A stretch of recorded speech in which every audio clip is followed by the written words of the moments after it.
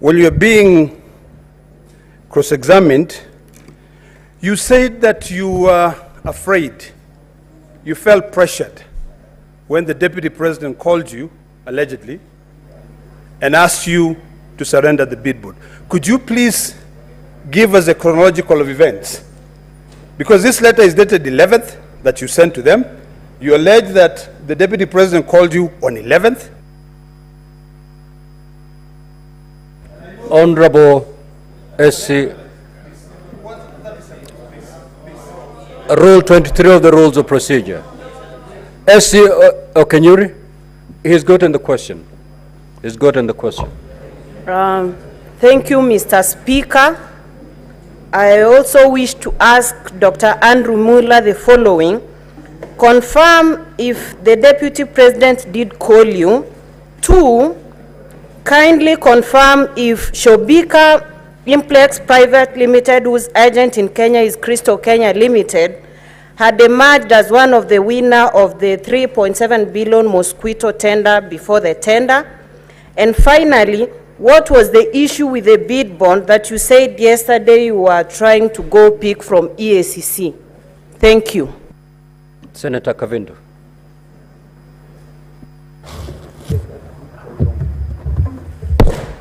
Thank you, Chair. Mr. Speaker, my question is directed to the to Mutuse and maybe his lawyers. Yes, I'm directing it to his lawyers. Please, kindly give me my time. I didn't talk, Olekina, when you were talking. Senator Kavindu. Thank you, Mr. Speaker. Let me go ahead. Address yourself to the chair. Thank you. Proceed. One of my questions is about the speech which Honorable Mutuse said that the Deputy President addressed from Mombasa. My question is there any law preventing either the President or the Deputy President from intervening if they see any failures with the National Intelligence Services? Is there any law preventing them from intervening or questioning the National Intelligence Service, or is there any law directing them where they should ask these questions from? 2, the lady, Honorable Justice Esther Maina, has she ever made any complaint after the case was done? Thank you, Mr. Speaker. Senator Bone. Thank you, Mr. Speaker. Mr. Speaker, to Dr. Mulwa. Dr. Mulwa, I can attest that the number you have put here, through which His Excellency the President pressured you, it relates very well with me, because in the days we used to talk with him, I used to use the same number.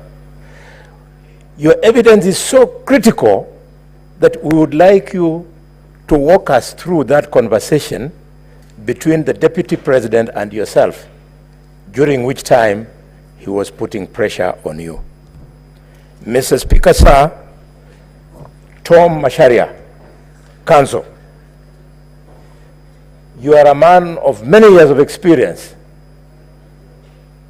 and you know the hierarchy of laws. The Constitution is at the apex, and all other laws are subservient. In your attempt to justify, or rather to protect, and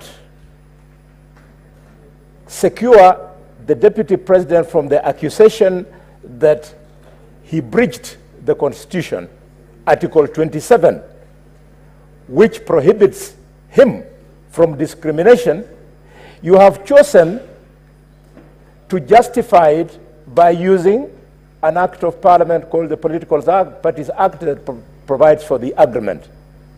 Tell me, are you telling me that by dint of that act, which is subservient to the Constitution, which the Deputy President violated. Therefore, the act sets him free. And finally, my younger brother, Ongoya, you have told us that for Mutuse to be able to prove that there was insubordination, he needed to bring something from the supervisor. Senator Hamida.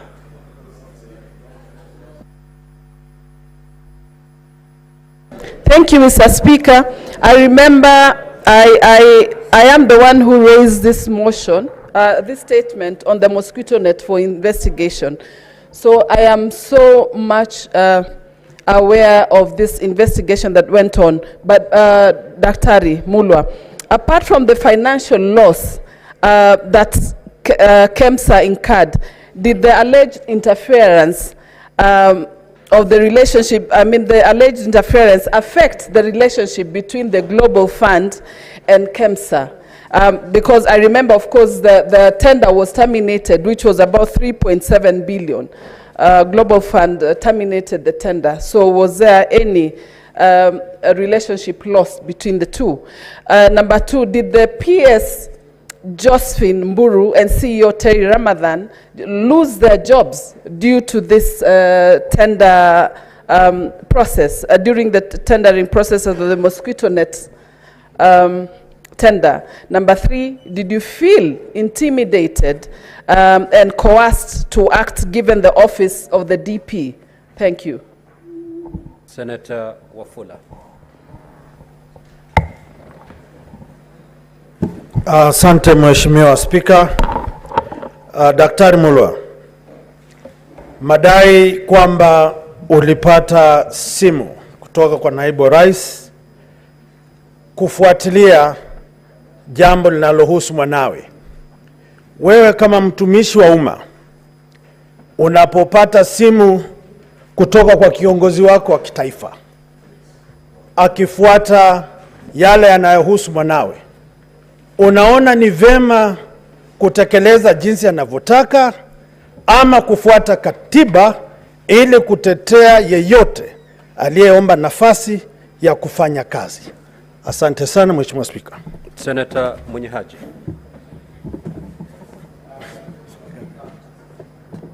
Pia mimi swali langu ni kwa Daktari Mulwa kwamba hii zabuni ulisema kuwa ilifutiliwa mbali. Je, wakati ilipofutiliwa mbali kuna hasara yoyote ilitokea kwa serikali ama kwa KEMSA kutokana na kufutiliwa mbali kwa zabuni hiyo? Pili ni kuwa wewe kama mkurugenzi wa KEMSA ulichukua hatua gani ulipopata simu ama ulipopata maelezo kutoka kwa naibu wa rais kwamba hiyo tenda ama hiyo zabuni ipewe mtu fulani? Asante. Senator Muma. Thank you, Honorable Speaker. Dr. Mulwa, I have two related questions to you. One, is the return of bidboards part of the procurement process?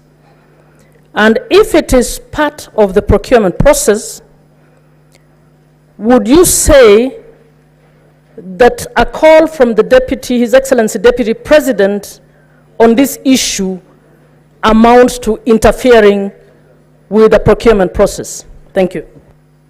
Senator Mariam.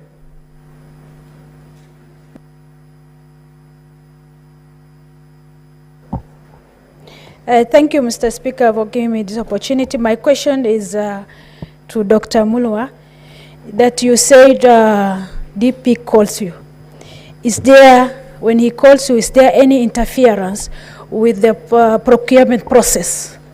Thank you. Witness, you may now proceed to make the clarifications as sought by the honorable senators. You have 10 minutes to do that. Thank you very much, Mr. Speaker, sir, and honorable senators.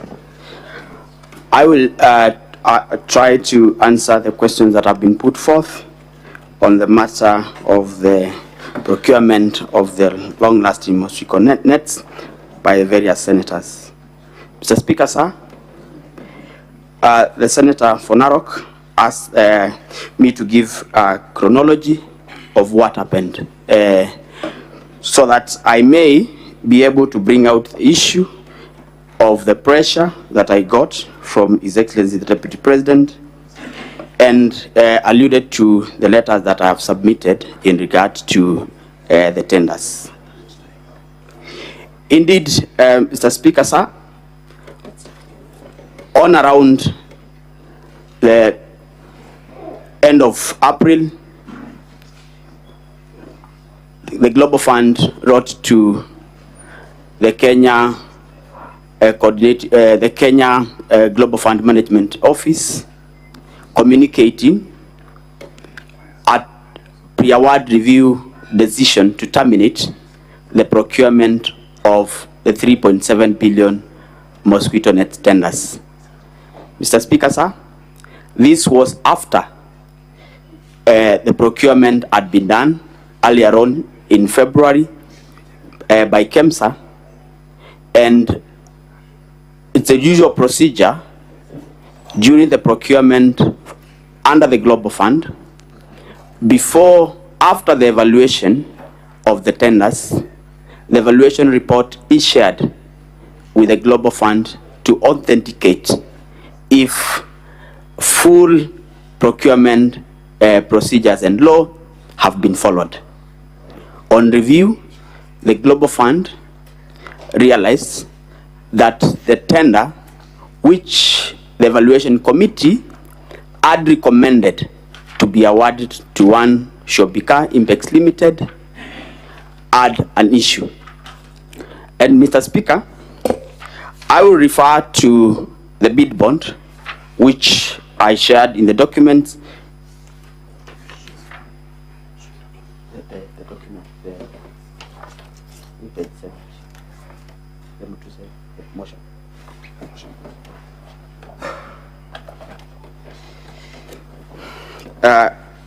In the motion, I think is page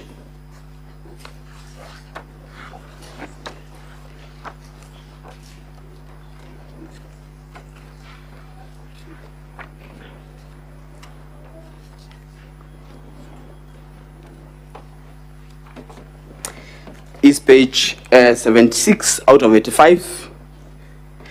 Mr. Speaker and honorable senators, if you look at the bid bond that I'm referring to, the bid bond down there has a stamp of the 21st of February 2023, having been received by one Monica at 9:37 a.m. Mr. Speaker, sir, this tender was running at the time this bid bond is being received. The tender was supposed to close on the 10th of March, but the earlier closure, this bid bond, did not come as part of the tender document.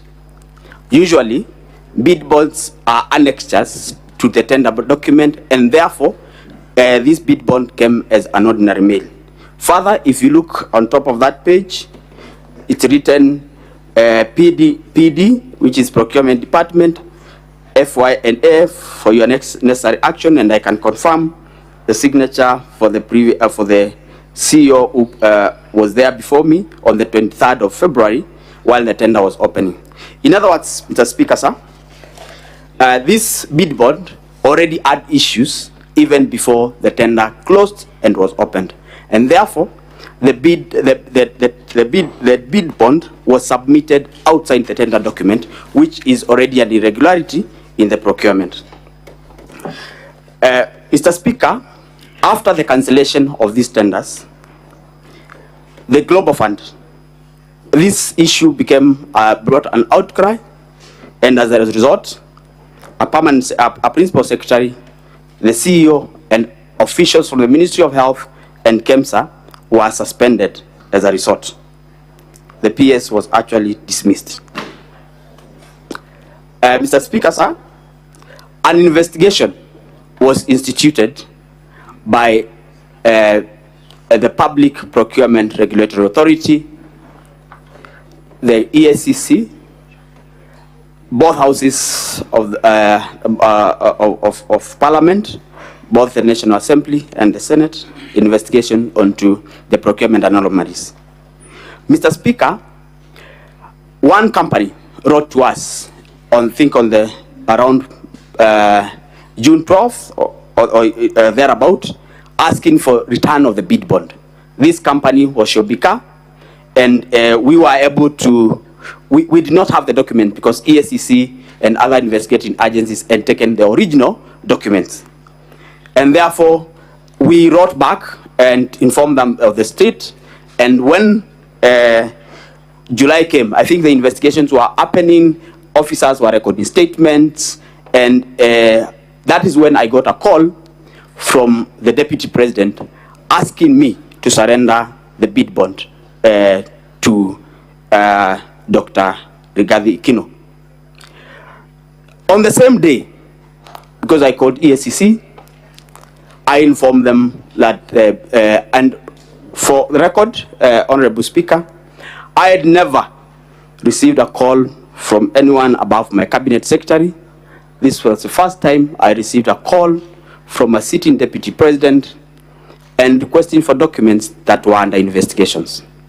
Mr. Speaker, in my 15 years of public service, I had never been asked to do that. And therefore, I felt coerced, and I had to leave the business that I had for the day, go to ESCC, follow up the bid bond so that I am able to retrieve it. I was actually able to write a letter to them and follow it up because I had written a letter earlier, and I followed up and sat there for 5 hours for them to discharge the bid bond. And on the same date, I wrote a letter and called for them to collect the bid bond. I think, Mr. Speaker, that explains the conversation and the pressure that I felt as an officer serving in public service. I have explained that the company that had been awarded this tender through the technical evaluation was Shobika Impex, whose local agent, sole agent, is Crystal Limited. Mr. Speaker, sir,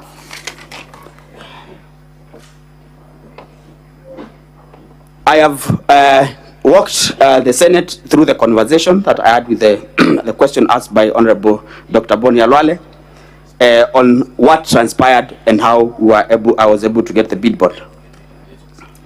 Yes, beyond the financial loss, Mr. Speaker, the nets that we were supposed to buy 14 million nets under KEMSA procurement. As a result of purchasing these nets through the Global Fund WAMBO system, we could only purchase 10.2 million nets. Global Fund could only supply 10.2 million nets. That means Kenyans lost 3 million also nets as a result. Secondly, there was a delay. We were supposed to implement the distribution of nets to the public from September 2023. That was not possible as a result of the delays. We were only able to start distribution of the nets from January this year. In effect, there was a loss in terms of money, there was a loss in terms of number of nets, and 3, there was a loss in terms of citizens did not enjoy the protection that they would have gotten from the nets in the time that had been envisaged.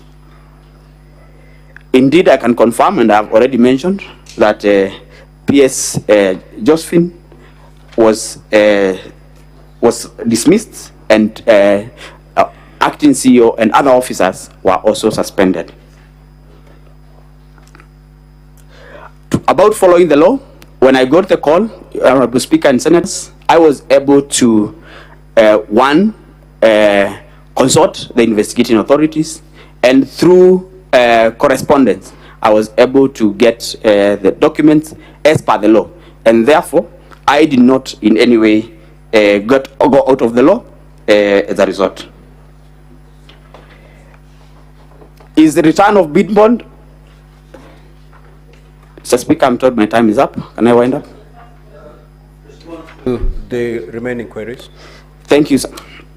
Mr. Speaker, whether return of bid bond is part of procurement, indeed return of bid bond is not part of the procurement process per se, but after the procurement process, return of bid bond is a usual procedure because people had given commitments in banks, in insurances, and therefore returning bid bonds is a procedure. The extraordinary circumstance in this matter is one, the bid bond that had been submitted was not part of the tender document per se, and number two, this was a matter that was under investigation. And therefore, for the Deputy President to push for the bid bond to be returned, it means that it was pushing for interference of an investigation that was already ongoing. I already gave account that I had to personally go to EACC to get the document. Mr. Speaker, I submit. Thank you. There's some clarifications that are sought from Council Macharia.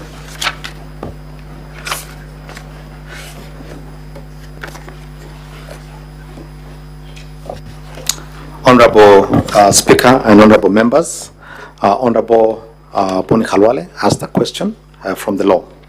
Indeed, there's a hierarchy of laws. It's the Constitution, the laws, and subsidiary legislation. And I cannot purport to be teaching lawmakers how this is done. 5 minutes. Yes, and so I say this with tremendous respect. The hierarchy of laws, the infrastructure of laws, is that there are provisions left in the Constitution as self-executing. The Constitution then delegates to Senate and the National Assembly the power to make laws to execute certain of its provisions.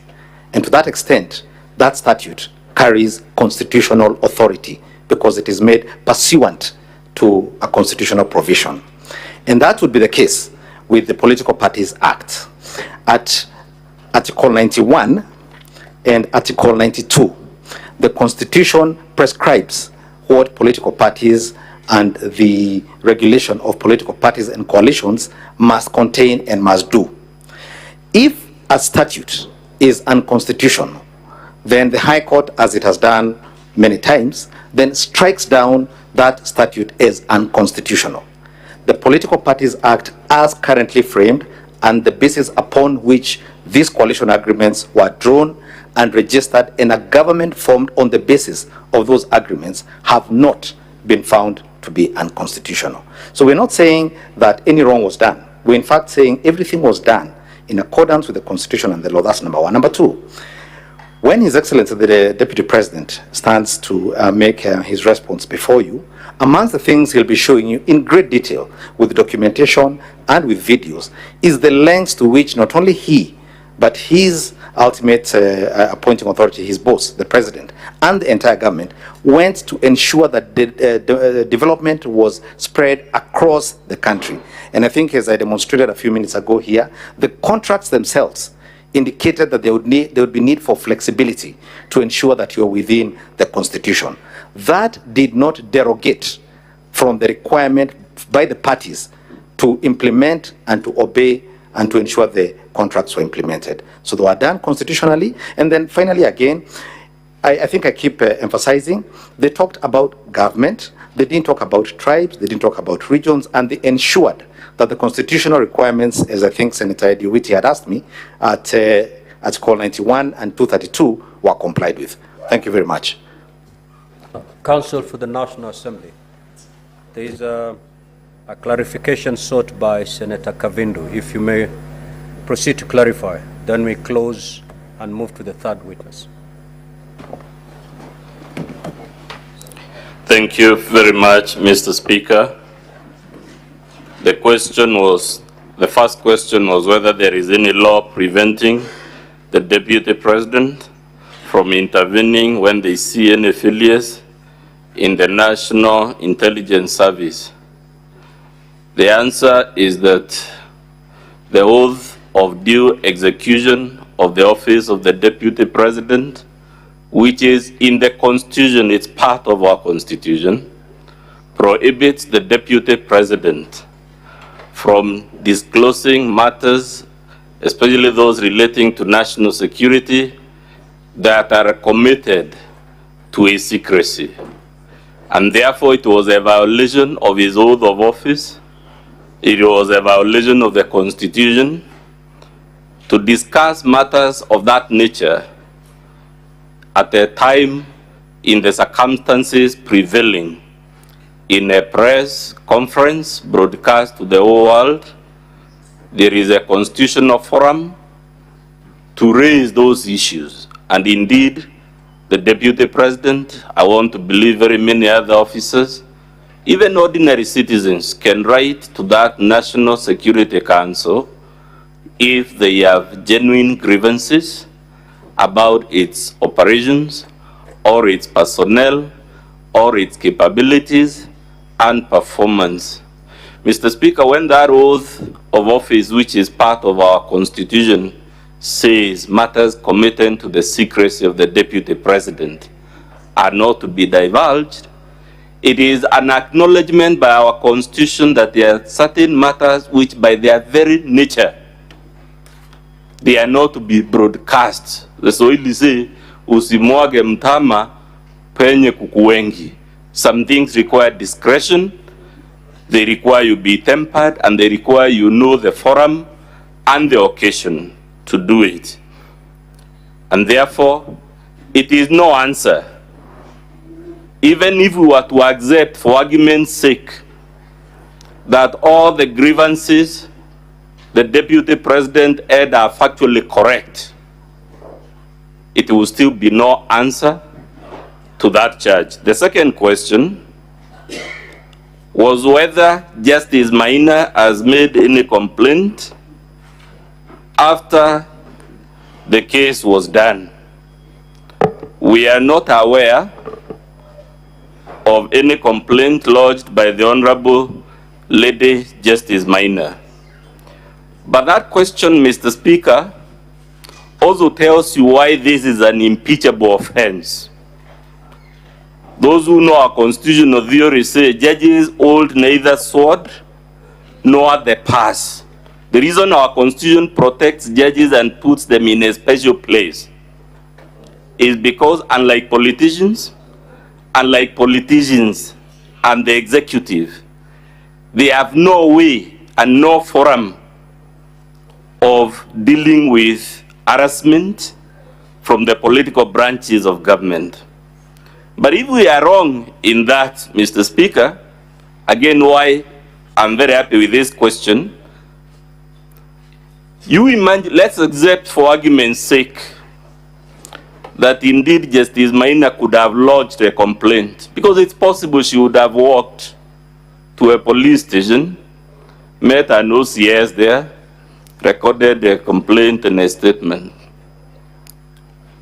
Dr. Mulo has just been here as a junior officer. The practicalities of an OCS, a police constable, summoning the Deputy President of the Republic to respond to a complaint, the whole specter of handcuffing, taking fingerprints, processing the Deputy President to take him to the magistrate's court to answer to a criminal offense, would subject that office to so much indignity.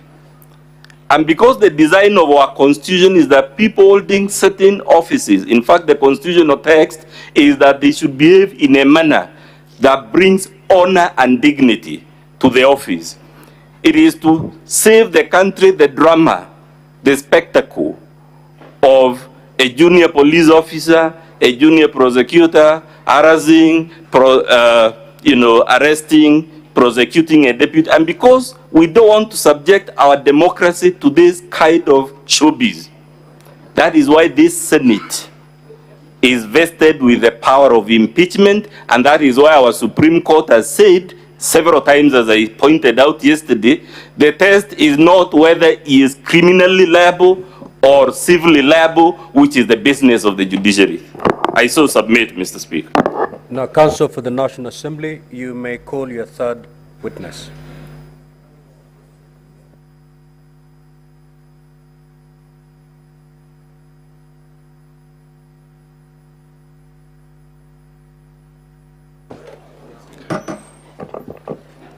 Honorable Speaker, distinguished senators, my name is Moses Kipkogei. Our next witness is Abdi Mahmoud from the EACC. He is a former witness who was called pursuant to the summons issued by this House at the request of the National Assembly. I request the Sergeant at Arms to call him from room 4. Sorry.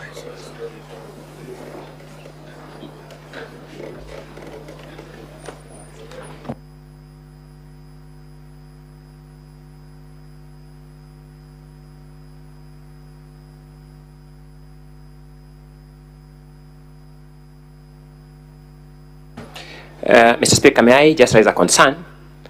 It is true that this witness was called pursuant to a summons of the Senate, but normally a witness is called to produce a particular document or to produce a particular item. As we stand now, none of us knows what this witness is coming to produce, so we can't even pull it out from these massive documents. We want it to go on record that this is trial by ambush. We will know for the first time what this witness has come here to do when he begins speaking. I just want that to go on record, but before he starts, I want counsel to tell us what documents this witness wants to rely on, so that against all the unfairness we have witnessed, at least we can have some semblance of looking at it. Thank you, Mr. Speaker. Counsel for the National Assembly, what say you? Mr. Speaker, the documents to be identified by the witness are contained in volume 8A of our bundle. Call in the witness, please.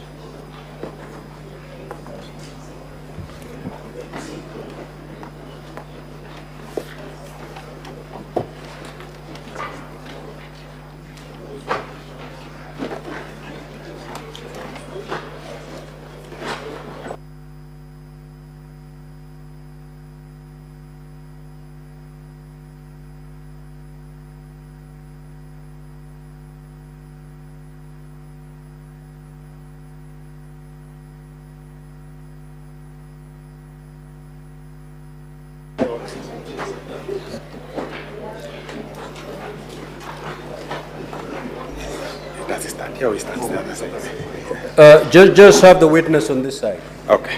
Where the others took the oath.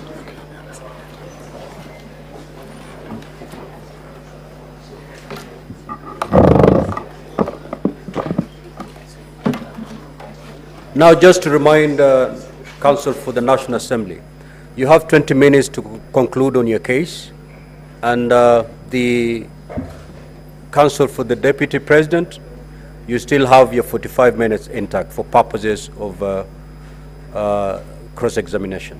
Let's proceed. Thank you, Mr. Speaker. I intend to use 15 minutes to take the witness in chief and reserve 5 minutes for any re-exam.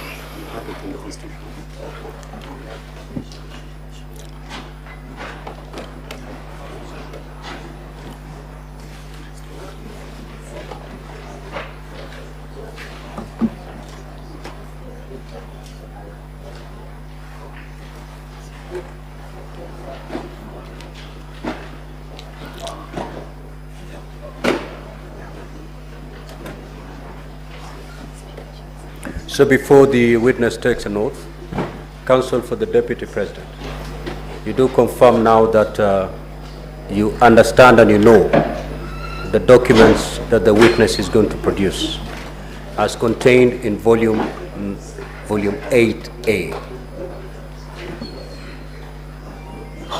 And these are the documents, I believe, in respect to which I made a ruling yesterday, to have them admitted. We do, Mheshimiwa Speaker. Thank you so much, Senior Counsel. Yeah, thank you. Thank you. So this is, we cannot, and as a chair, I cannot allow trial by ambush. Proceed. Thank you. I, Abdi Ahmed Mohamud, do solemnly swear that the evidence that I shall give before this Senate in respect of the matters before the Senate shall be the truth, the whole truth, and nothing but the truth, so help me God. Thank you. So, Mr. Abdi, introduce yourself to the Senate, the place you work, your rank, and how many years you worked in that institution. Thank you. My name is Abdi Mohamud. I'm the Deputy Chief Executive Officer of the Ethics and Anti-Corruption Commission.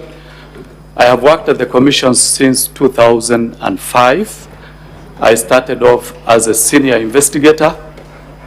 Right now, I'm the Deputy Chief Executive Officer. My main responsibilities are to assist the Chief Executive Officer of the Commission in the day-to-day running of the Commission, among others. Another key role and responsibility that I hold at the Commission is that I chair the Commission Management Committee on Investigation Evaluation. Basically, I have been an investigator since 2005 when I joined the Commission. Thank you. Thank you, Mr. Mahmoud. You are before the Senate this morning following summonses which were issued to your institution. And in the summonses, the 3 areas were identified. Would you wish to appraise the Senate on those 3 areas which you are to guide the Senate on? Okay. If I may refer to my documents, yes, you can.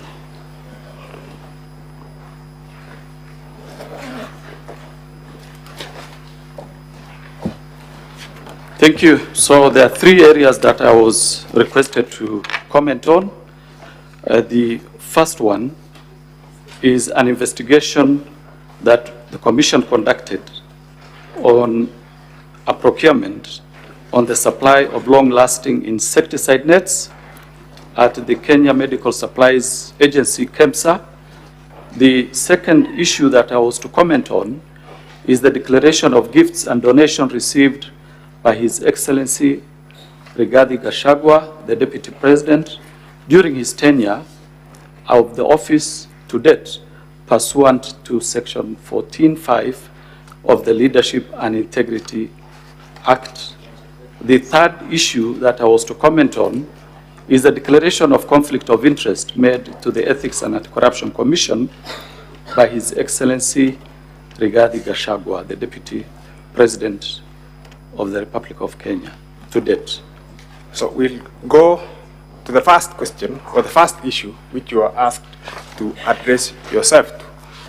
And I wish to refer the witness, Honorable Speaker, to our bundle 8 of our documents.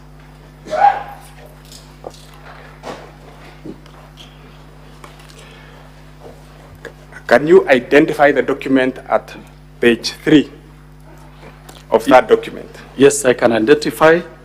This is a letter that we did to the Clerk of the National Assembly on 23rd September 2024. It was responding to a letter that we received from the National Assembly requesting us to furnish the National Assembly with information on the investigation that we conducted on the long-lasting insecticide nets, and to indicate in our responses any outcome or status of the investigation that we did conduct.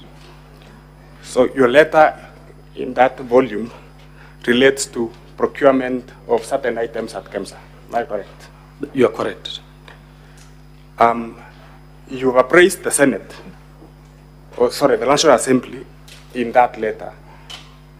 Would you appraise the Senate on its contents? The content is the procurement of long-lasting insecticides by KEMSA.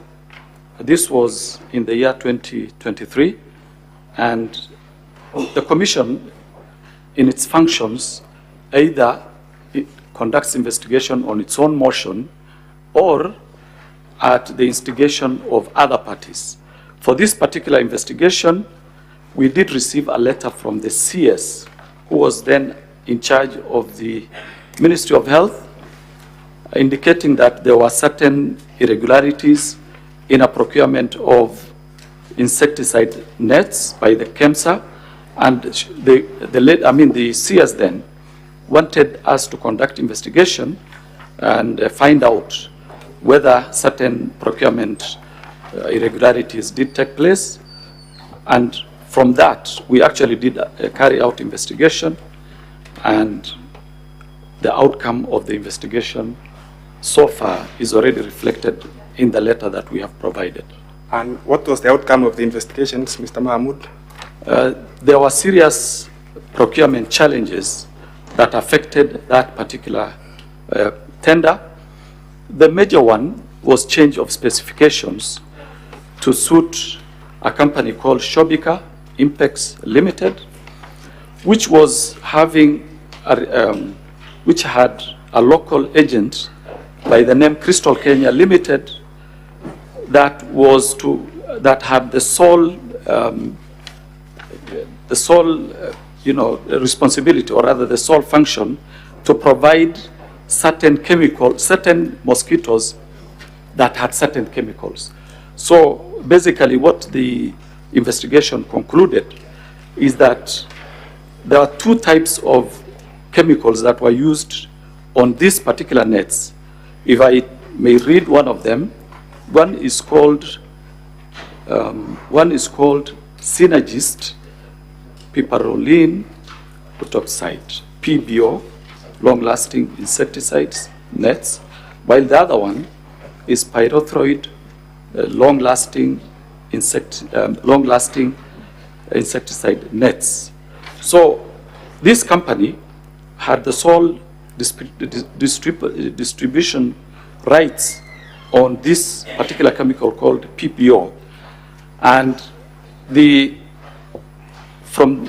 in totality, from the investigation, we realized that the PS at that particular time did write to the CEO of KEMSA, instigating, or rather compelling the CEO of KEMSA to change the specifications so that it can fit the chemical that was to be provided by Shobika Impex Limited, whose local agent was Crystal Kenya Limited. Basically, that was the starting point. The other problem was that there was, when the tender was to close on 23rd, the company, this is Shobika Impex Limited, at that particular time wanted to have a bid bond introduced into the documents, into the tender documents. Yet we all know that in procurement, the tender document, the bid bond is supposed to be part of the tender document.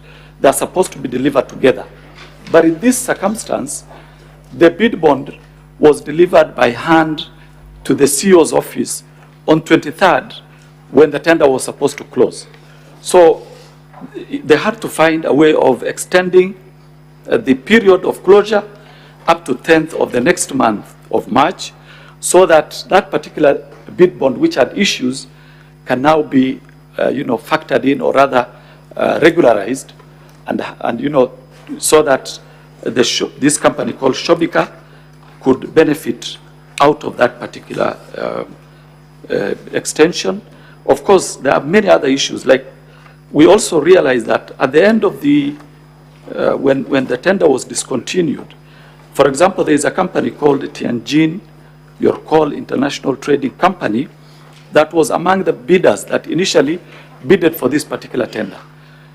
They were disqualified on a fact that they were not authorized by a manufacturer. This company had provided sufficient evidence and proof that they're actually manufacturers. So a company that is a manufacturer was disqualified on the ground that they did not provide authorization from a manufacturer. yet they are actually manufacturers. So those are some of the challenges that the tender had. And at the end of it all, what became of this tender? At the end of what happened is, after the technical committee of the KEMSA did recommend Shopika to be awarded the tender, because this tender was actually was being financed by Global Fund. So the agreement was, after the tender evaluation committee's report is done, that report is to be handed over to Global Fund, the financiers.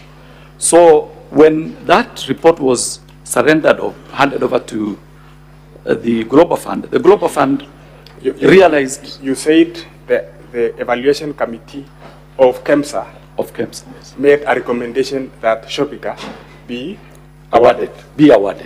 That was the finding. That was the finding of KEMSA. That was the recommendation by the technical committee. What happened next? What happened is Global Fund decided to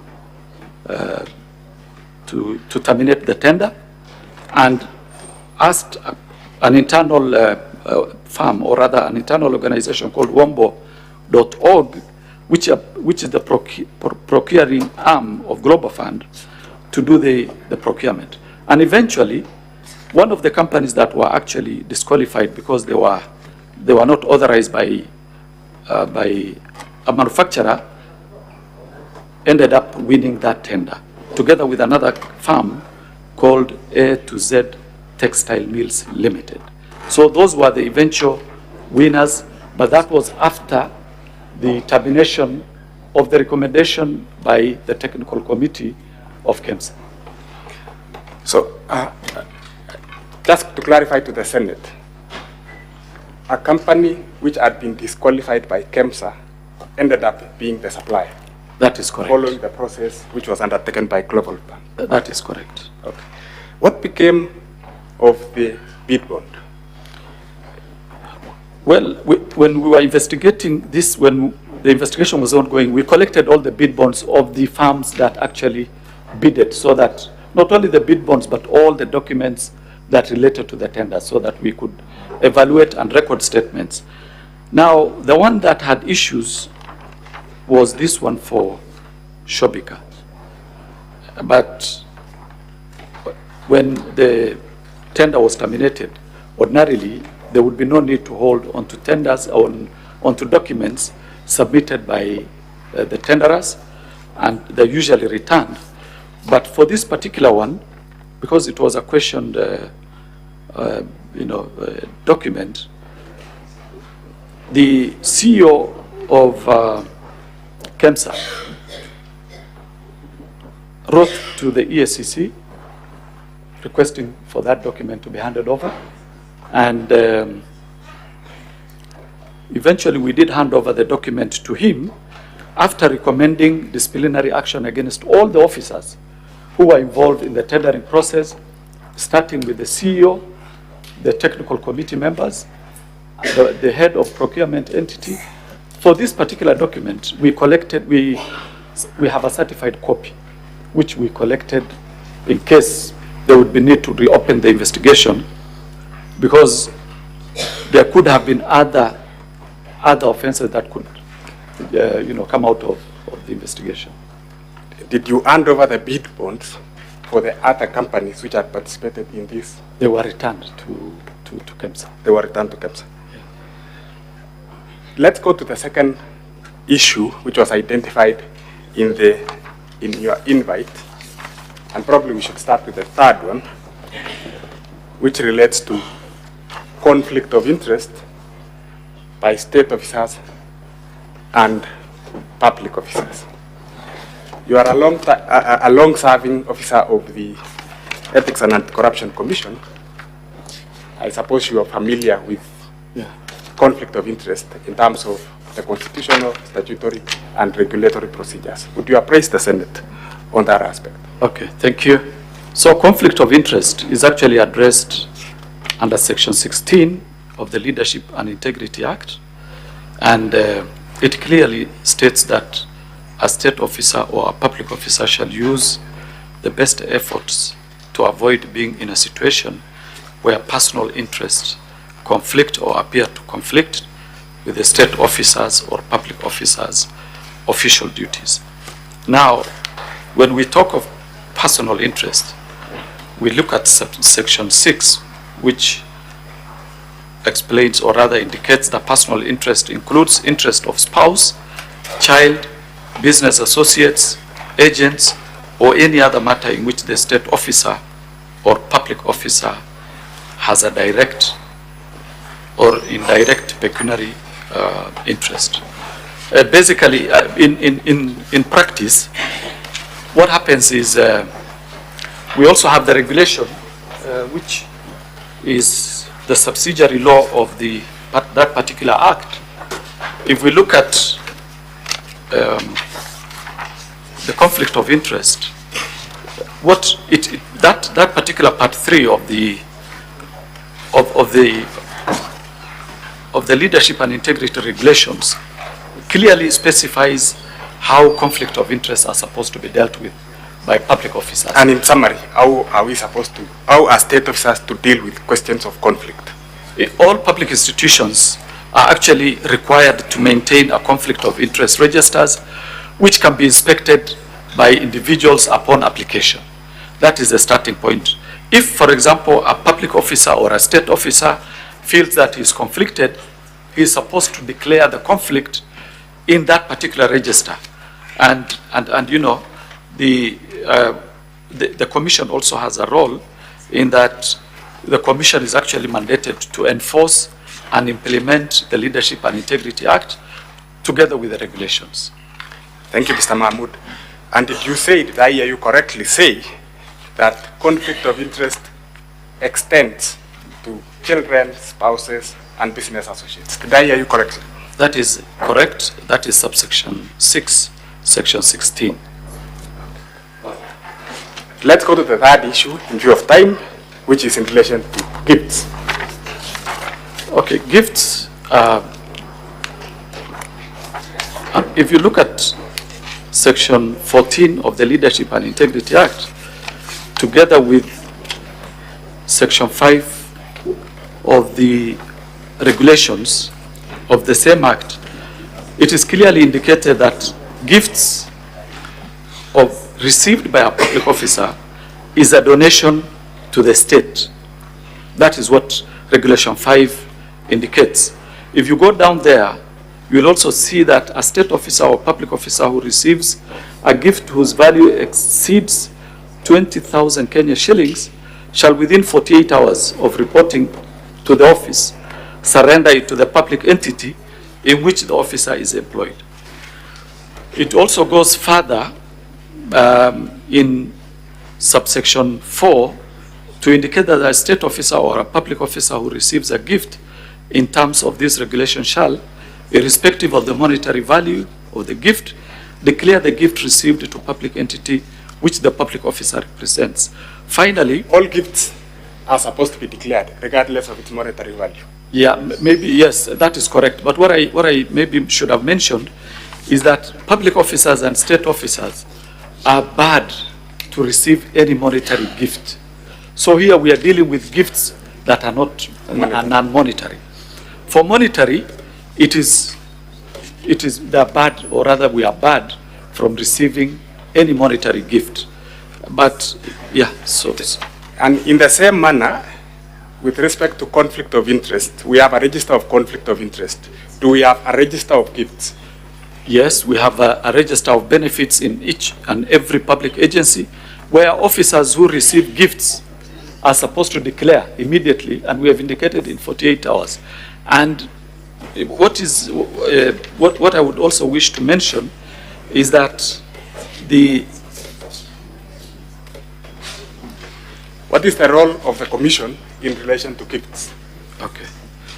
Yeah, now if you look at subsection 9 of the regulations, you will see that a public entity shall at the close of every financial year furnish the Commission with a report specifying and all the gifts, any gift the entity intends to dispose of, all that. And then subsection 3, of course, talks about report.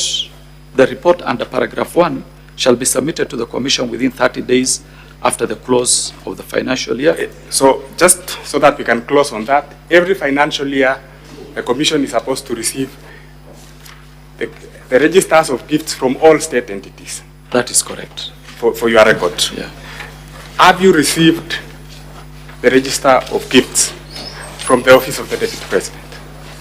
Not to my knowledge. Not to your knowledge. That will be all, Mr. Speaker. Counsel for the Deputy President, you may now proceed to cross-examine the witness. Thank you very kindly, Mr. Speaker, sir. I'll be very brief with you. You did receive the summons this morning, yes? I received the summons yesterday afternoon. And you had come and testify in respect to what aspect in the motion of impeachment? There were 3 items, yeah, which I listed. Kindly grab your notice of impeachment, the motion. The motion? Yeah, the motion of impeachment at volume 1 of the National Assembly. If you insist. And as you do so, kindly again repeat or state the thematic areas you are supposed to testify in respect to. So let me start off by looking at the summons which I received yesterday. So the first one, the investigation of the Ethics and Anti-Corruption Commission of tender. The number is given there. Thank you. Now let's go to that particular tender. What is aggrievement in the notice of motion with respect to that tender? What is the mover of the motion aggrieved with? Which page? In respect to the tender you are testifying. Which page? What is the mover of the motion aggrieved with in respect to this tender of KEMSA? It's a simple question. You don't need to refer. But I need to refer to the document, isn't it? So that I can read the exact. It's okay. You can be led by your counsel. Yeah. You know the motion better than the witness who's been brought to based on a particular aspect. If you can just take him there so that let's go to we save on time.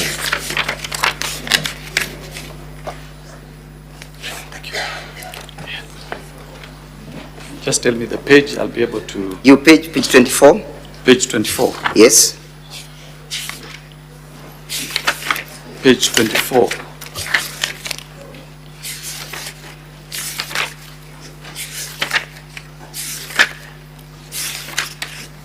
You reckon that the mover is aggrieved by indicating that the Deputy President bullied him and exerted unnecessary pressure in respect to this tender, correct?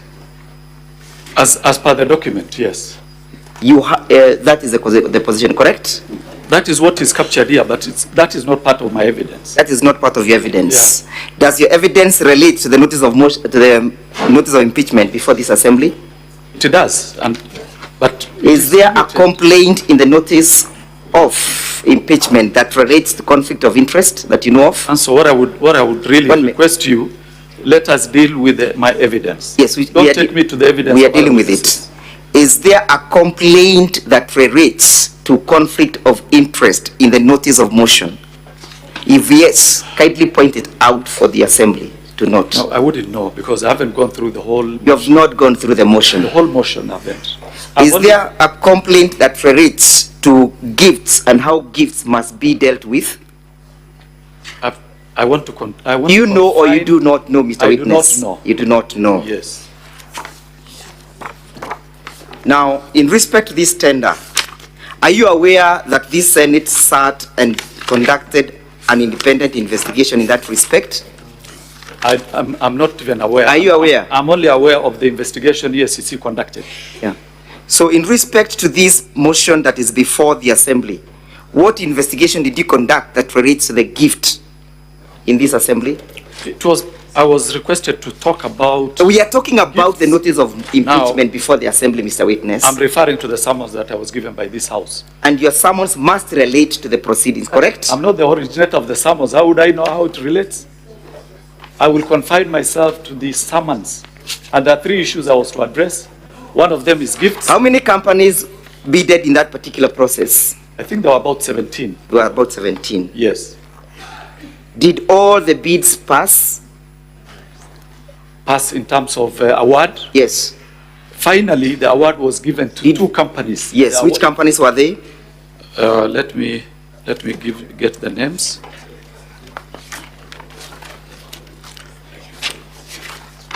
Yeah, the 2 companies that eventually won after the Global Fund conducted their own tender. Yes. One is called Tianjin Yerkol International Trading Company Mr. Witness.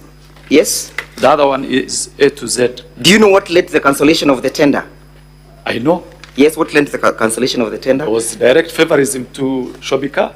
It was direct favorism to Shobika. And you know... Please get hold of the volume 3 of the documents by the Deputy President. Sorry? You get hold of volume 3. Council, you may assist me. Volume 3 of our bundle of documents. And as soon as you get it, you go to page 221.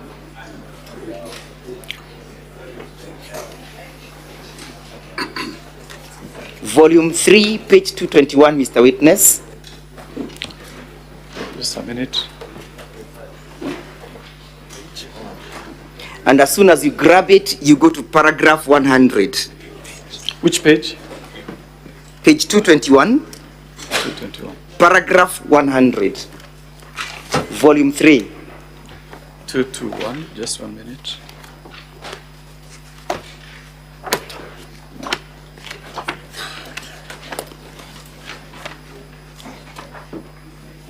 Let me assist you with my bundle because we want to save time. Page 221.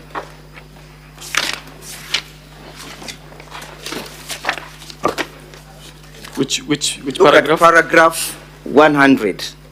Paragraph 100. Yes, I'm there.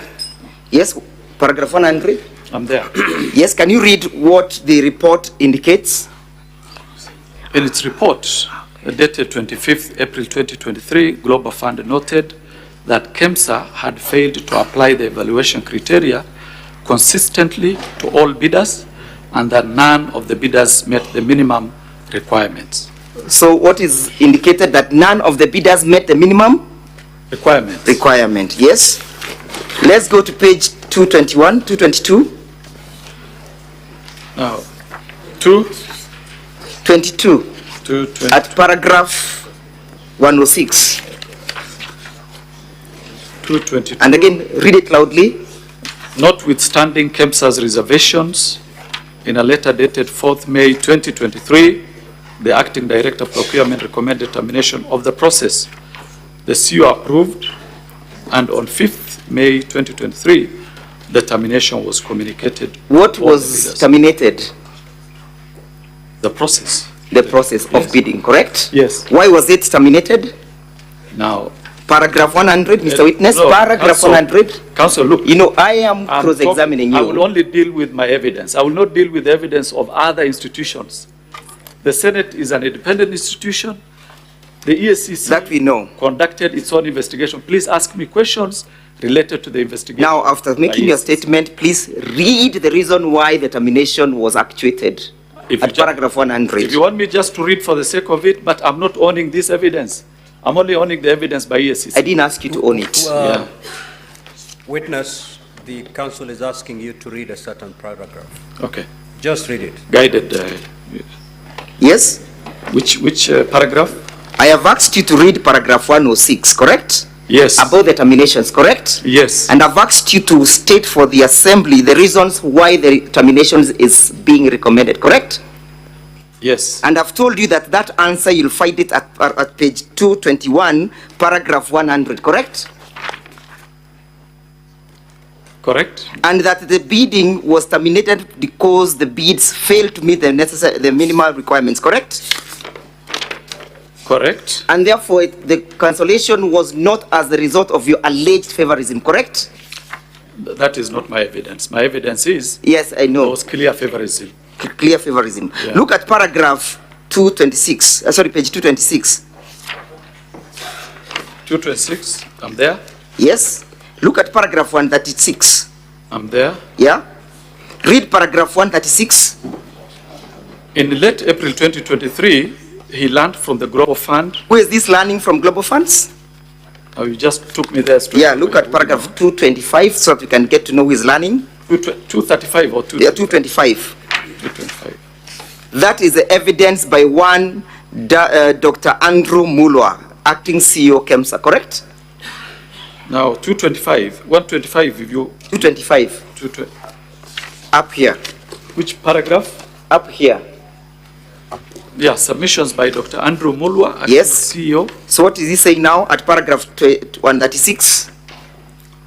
136. In April 2023, he learned from Global Fund pre-award review report that the long-lasting insecticide nets tender was to be cancelled on account of inconsistencies in the bid evaluation. Yes? Yes. So why was it cancelled? The issue would be who caused the bid. No, it's not who caused. We are looking at the report. What does it indicate at that paragraph, the issues of the cancellation? Paragraph 136? Yes. On account of inconsistencies. It speaks to the fact that the bid or the tender was cancelled, correct? It does, yes. And it speaks to the reason that it was cancelled on the basis or on the reason of inconsistency, correct? Correct. And therefore your testimony that it was a result of favorism does not sit well with the evidence contained at paragraph 136 of the bundle, correct? This, my evidence... No, I just want you to limit yourself to that paragraph vis-a-vis what you stated. That the reason for the cancellation was the inconsistency, Mr. Witness, yes? Inconsistencies, yes, but... Thank you, let's go on. How is the inconsistency? Let us go to that one. You shall explain in another forum, not here. Yeah. Continue. Let's go to paragraph 230, to page 230. Page 230? Yes. Which paragraph? 230. Which paragraph? Paragraph G. G, yes. Yes? Yeah. Can you read it out? At the evaluation stage, the audit team established that only 2 bidders passed the preliminary evaluation and proceeded to the technical evaluation, that is bidder number 3, Tianjin and Coal International. Which two companies passed? As per this one, Tianjin Coal, yes. International, yes. Bidder number 7, yes. Premier Movers Limited, contrary to evaluation committee. Is Shobika part of those bidders? No, it's not. It's not. Yeah. Look at paragraph. Look at page 231 again. Paragraph J. 231. Page 231, paragraph J. Paragraph J, yes. Yes. Read J. The termination of the tender complied with Section 62 of the Act and Global Fund guidelines. So the termination was lawful, correct? And it complied with the Procurement Act, correct or not correct, Mr. Witness? Correct. Correct. Let us look at page 246. 246. Yes, page 246, paragraph 213. 246. Paragraph 213. 213, yes. Yes, what is the report indicating? Following the cancellation of the tender at KEMSA, TNT placed an order of 10.2 million nets on wambok.org website, and procurement was subsequently done in line with the technical specifications provided by the Ministry of Health. So the nets were eventually procured, correct or not correct? They were eventually procured. And it took the interventions of global funds to procure them, correct? Correct. And that you look at paragraph 215, yes? Yes, I'm there. Read it out.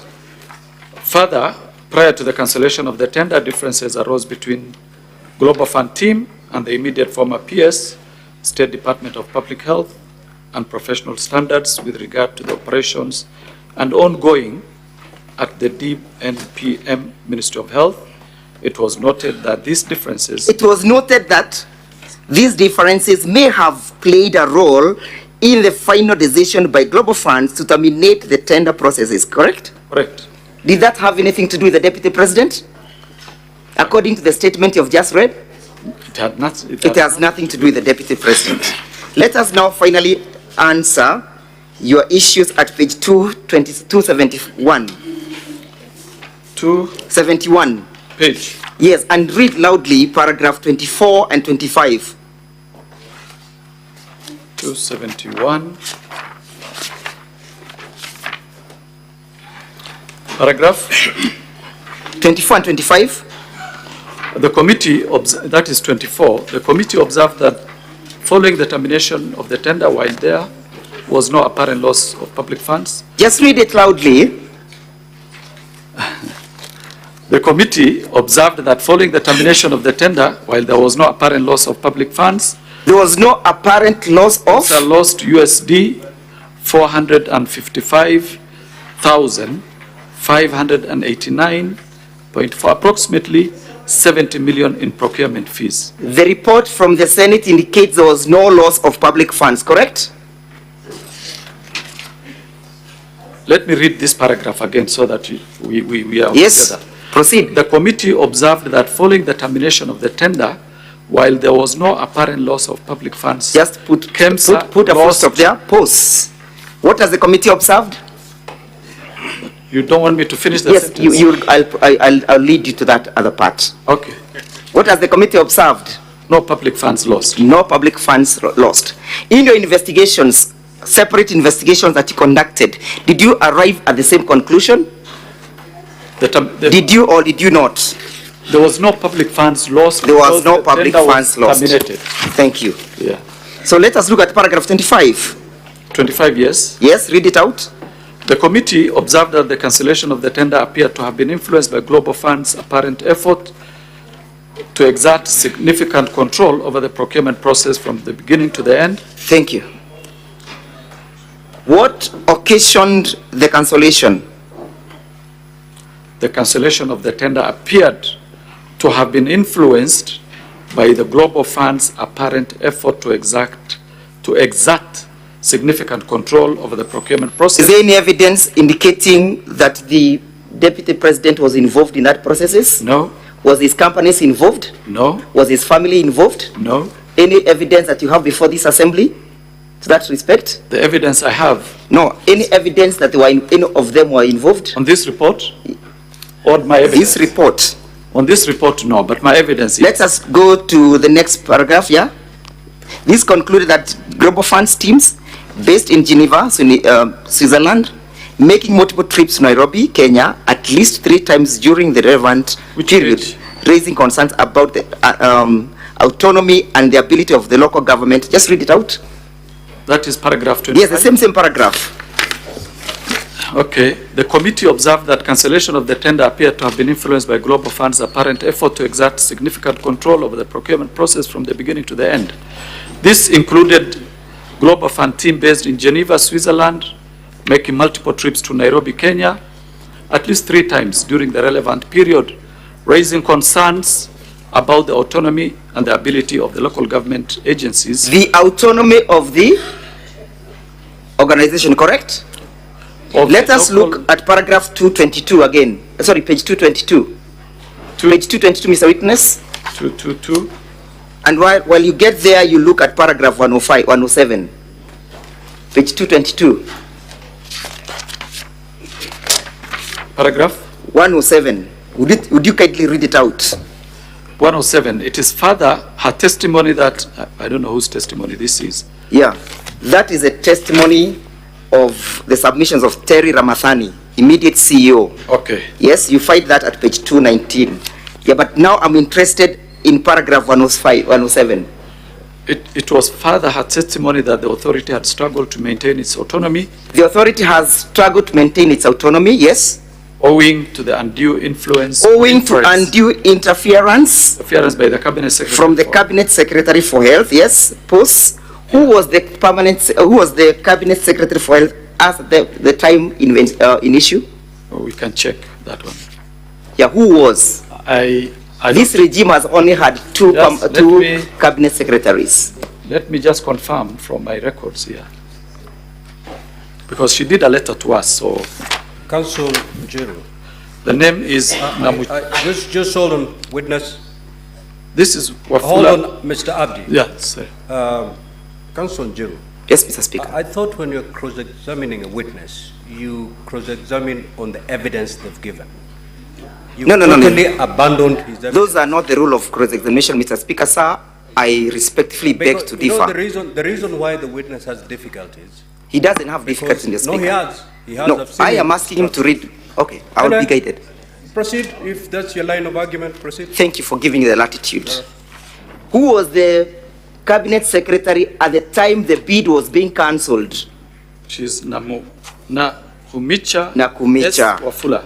Has the Senate found that what occasioned all these cancellations of these tenders was the loss of the autonomy of KEMSA? I would want to confine myself to my evidence. I know, at this time I wouldn't want to talk about the evidence. Okay, then read that paragraph. Just read for me. Which paragraph? Paragraph 107. And I want to finish up with you. Okay. Paragraph 107. It was further her testimony that the authority had struggled to maintain its autonomy owing to the undue interference from the Cabinet Secretary for Health.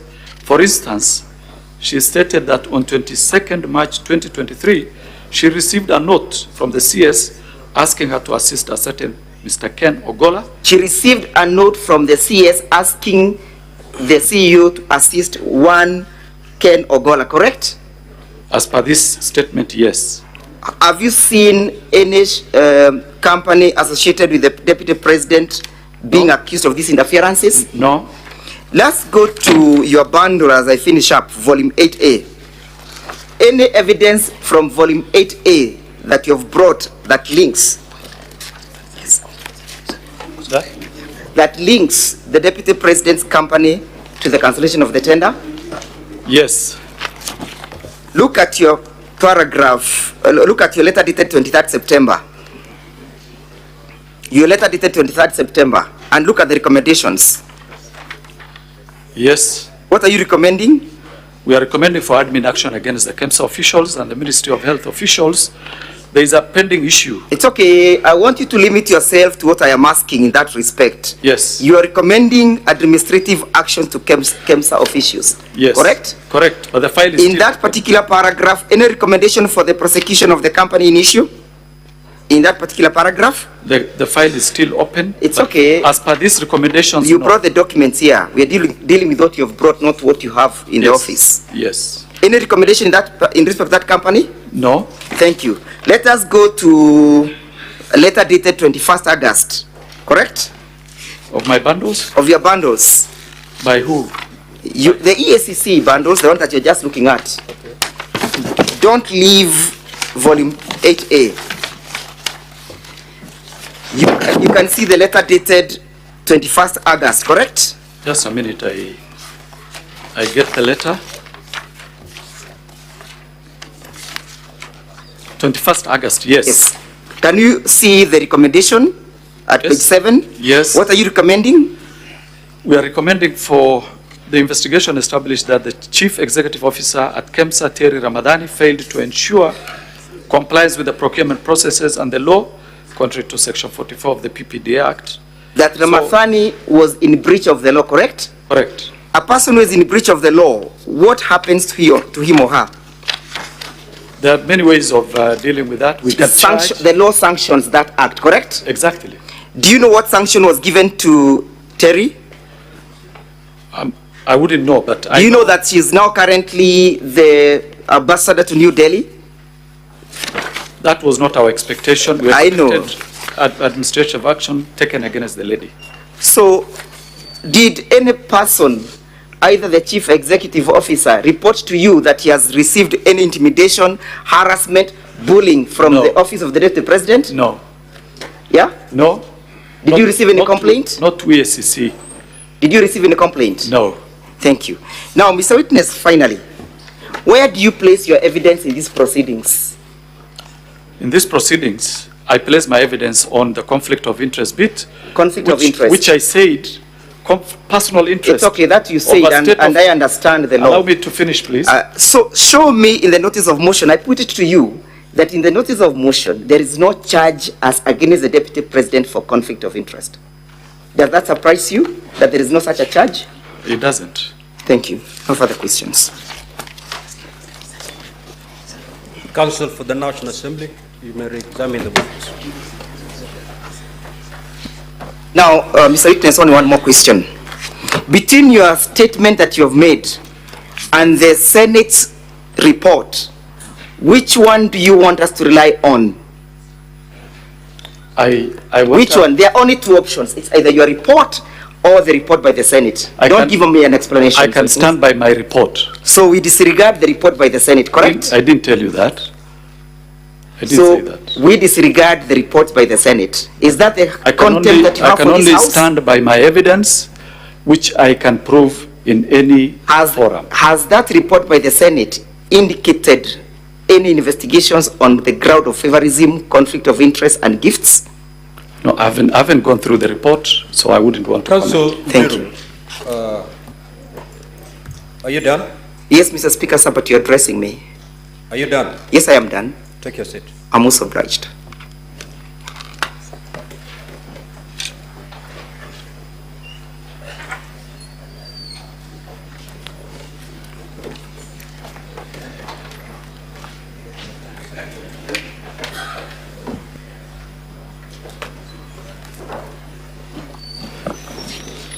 Mr. Speaker, I believe I had around 4 minutes, 5 minutes.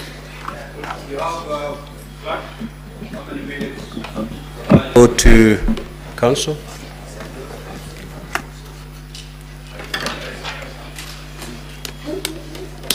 Now, I'm afraid, Counsel, your time is up. However, you have 2 hours to cross-examine the Deputy President. That's where you can borrow from. Mr. Speaker, I wish to borrow 10 minutes in respect of this witness.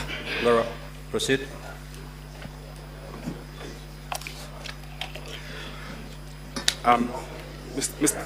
Mr. Mahmoud, do you still have the bundle of volume 3?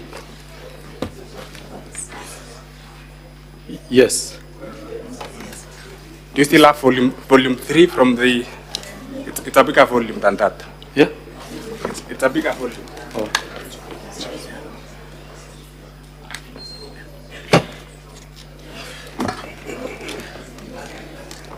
Let me take you to page 236 of that report.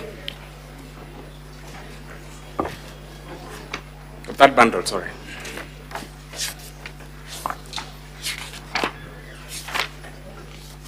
$236. 236. Yes, I'm there. You're there? Yes. Go to paragraph 188 and inform the Senate. I'm there. What the Senate stated in that report, in that paragraph. So 188, at the financial evaluation, the evaluation committee, the following bidders, the evaluation committee, I think there's a word missing. The following bidders for award.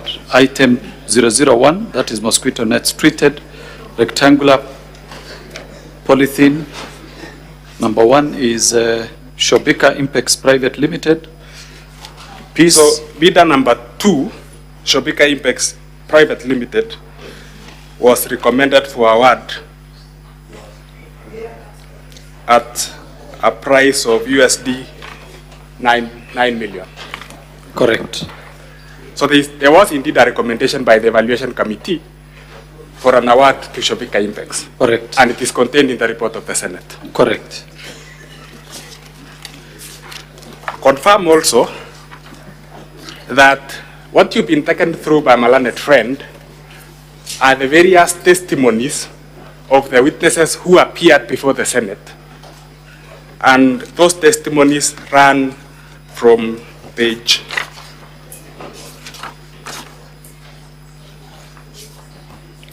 202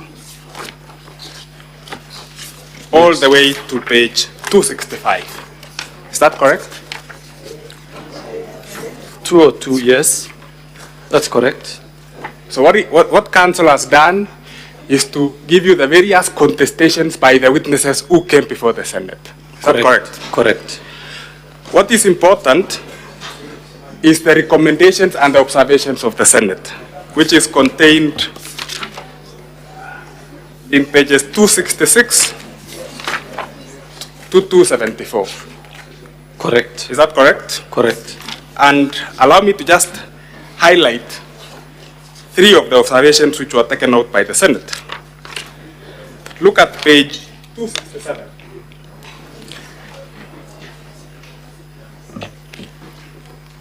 Page 267, under the rubric. Yes. Which in paragraph? regards to the tender specifications. Which paragraph? Page 267, title B. Title B, in regard to the tender specifications. The Senate picked out the tender specifications as an issue, which emerged, correct? Correct. Go to page 268. I'm there. They also picked out the issue of extension of the tender. Yes.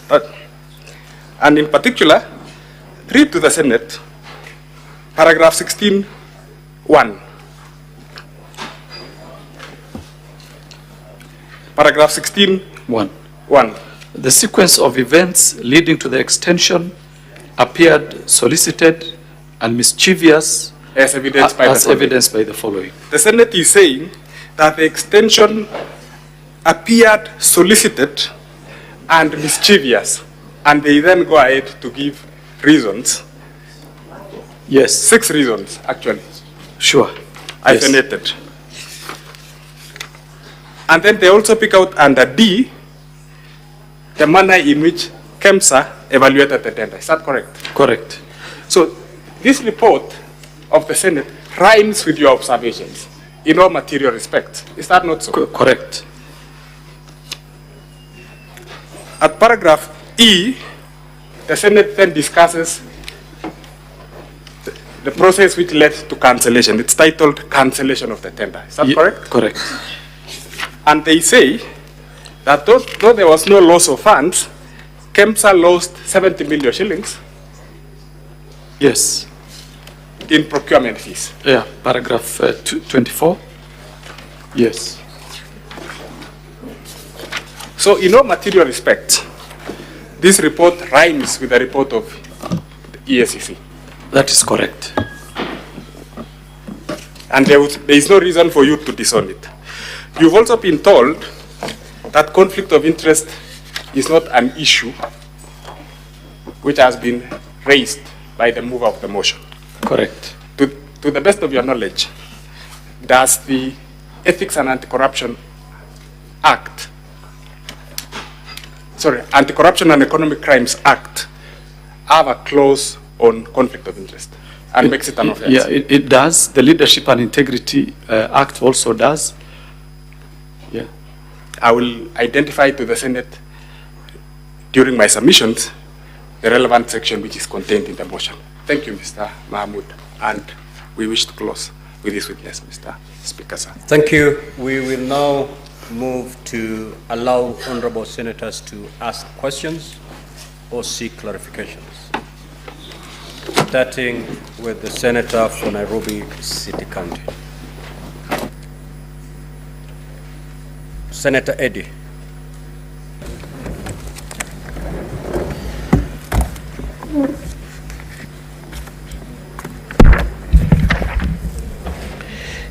Mr. Speaker, I've got 2 quick clarification questions, one from the witness and then one from the counsel who cross-examined the witness. Mr. Abdi, you have indicated to this Senate that eventually of all the 17 companies that did bid for this tender, all of them eventually got all their bid bonds and documents back. However, the witness that appeared before us, called Mr. Mulwa, indicated that on the 11th of July 2023, he received a phone call from the Deputy President to be able to come and collect the bid bond for Shobika, specifically from EACC. I want to know, when did the other 16 companies get their bid bonds from EACC? Did they get it at the same date that the former witness indicated that he waited for 5 hours from EACC, or did they get them from EACC at a variable date? Then lastly, Mr. Speaker, the counsel for the Deputy President has heavily relied on the Senate report. And if you look at page 218 all the way to page 230, it is submissions to Senate by different individuals. Counsel, do submissions itemized by individuals who appeared before Senate in your best understanding amount to Senate's finding and resolutions in your best understanding? And what do you make of page 275 of Senate recommendations and not findings? Because you did indicate to this House that those were Senate findings. Are they findings or are they submissions of individuals to the Senate of Kenya? Thank you, Mr. Speaker. Senator Mungatana.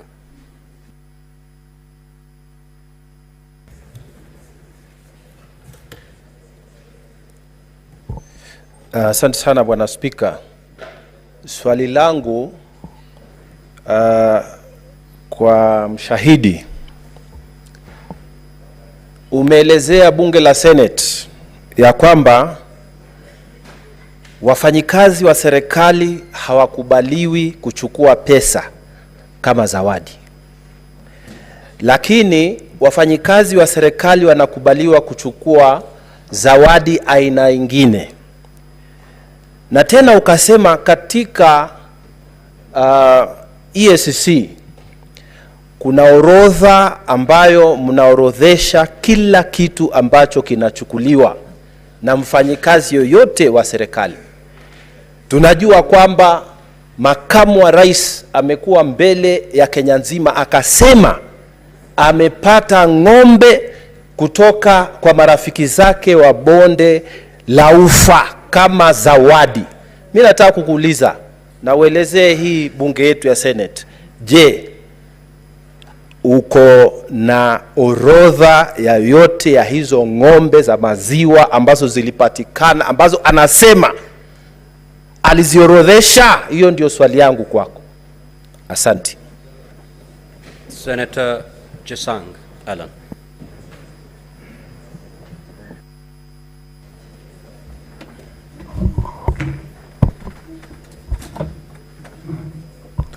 Thank you, Mr. Speaker. Mr. Speaker, I have 2 questions that I would like to ask the Council of His Excellency, the Deputy President, to tell the House why was it the Deputy President calling the CEO of KEMSA asking for a release of the bid bond and not the CEO of Crystal Company, yet he's not an employee or a director of the said company. Number 2, Mr. Speaker,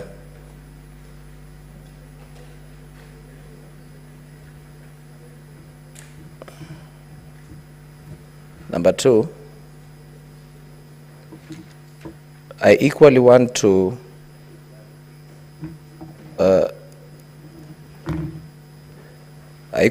ask the Council of the Deputy President to enlighten me and prove to this House that on how the call by the Deputy President to the CEO of KEMSA pertaining a bid bond that was in process of a contract, not a conflict of interest. And lastly, Mr. Speaker, I'd also like to ask the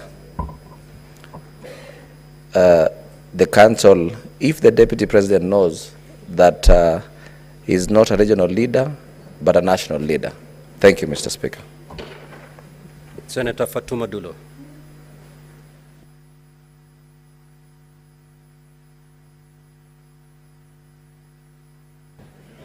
Thank you, Mr. Speaker. My question is to the DP's counsel. Now, I saw you trying to cross-examine the witness before us on a report of the Senate, which I believe he has not interacted with. And again, the motion that was before the House and also the National Assembly. What are you trying to drive out of that? I thank you. Senator Joyce Korir.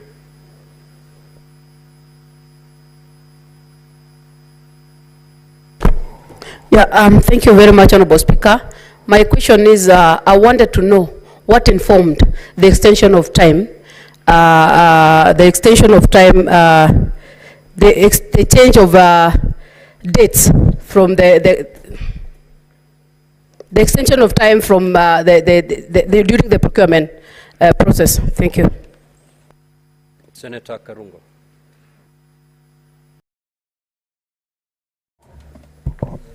Thank you very much, Mr. Speaker. My question to Mr. Abdi. You received a letter from the Health Ministry on 11th May 2023. Then in your wisdom, you replied 16 months later, when the CS has even left the office. My question, and that is 5 months after the Senate looks into the issue and comes with a report. Are you part of the conspiracy? Don't answer me, answer your children. Senator Sigei.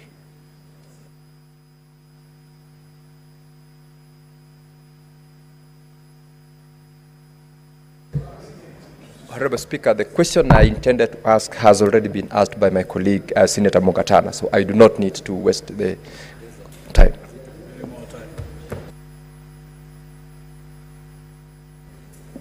Senator Kibwana.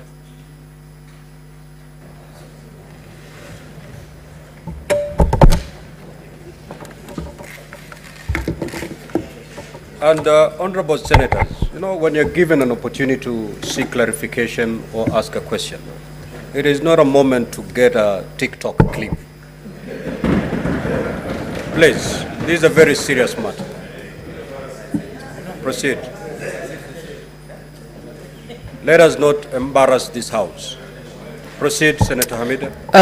Thank you, Mr. Speaker. Mr. Speaker, to Mr. Abdi, I just wanted a clarification whether EACC, when EACC conducts the investigation, are they guided by other investigations? Because through the cross-examination, I think it was vis-a-vis the parliament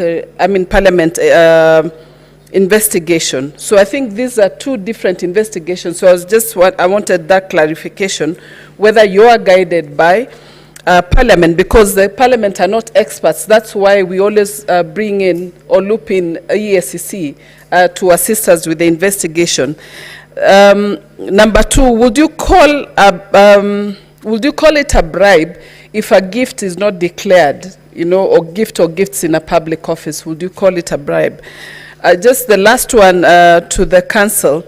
How do you cross-examine what someone came and said, but not exactly specific findings of the Senate? Because I found it a bit contradicting. Because the resolutions of the Senate is based on committees' observation and recommendations, but not investigations. Thank you. Senator Kathuri.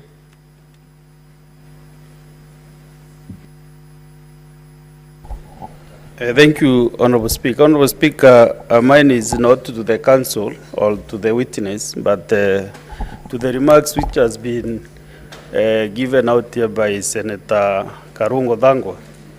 Mr. Speaker, I don't know whether you heard what he said, and I do not associate myself as a senator, honorable senator, with those remarks to a witness appearing before the Senate, that please don't answer me, answer your children. Mr. Speaker, that should be expunged from the records of the Senate and from the answer, Honorable Speaker. Order, honorable senators. Senator Karungo, that is unparliamentary and totally out of order. Proceed to retract that statement, failure to which the chair will rule.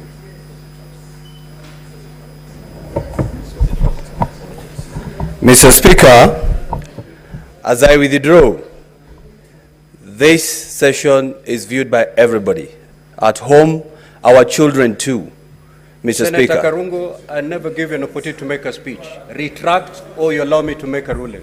Okay, Mr. Speaker, I retract. Take your seat. I withdraw, and Take please answer your me. seat. Take your seat, Senator Karungo, please. Senator Keroche Tabitha.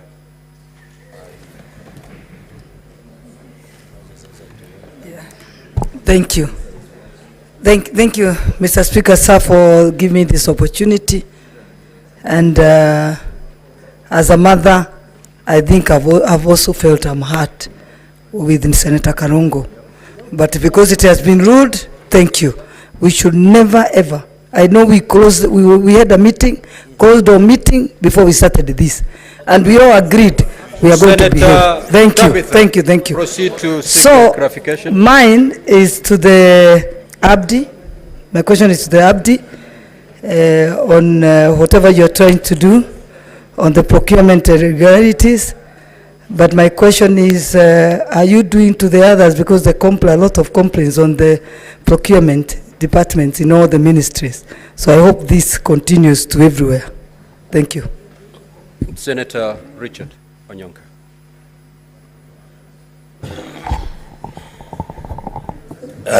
Thank you, Mr. Speaker. I wanted to ask Mr. Abdi this question.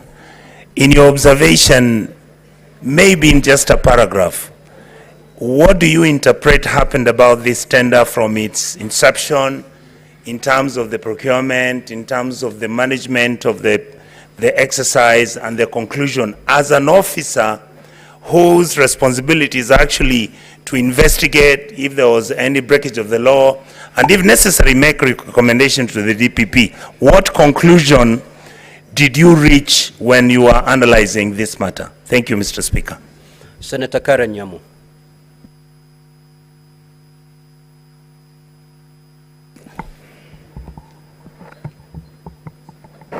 Thank you, Mr. Speaker. Dr. Mulwa, before this House, implicated the Deputy President in a scandal of the 3.7 billion KEMSA deal. In your own investigation, can you corroborate what Dr. Mulwa has claimed before this House? Thank you.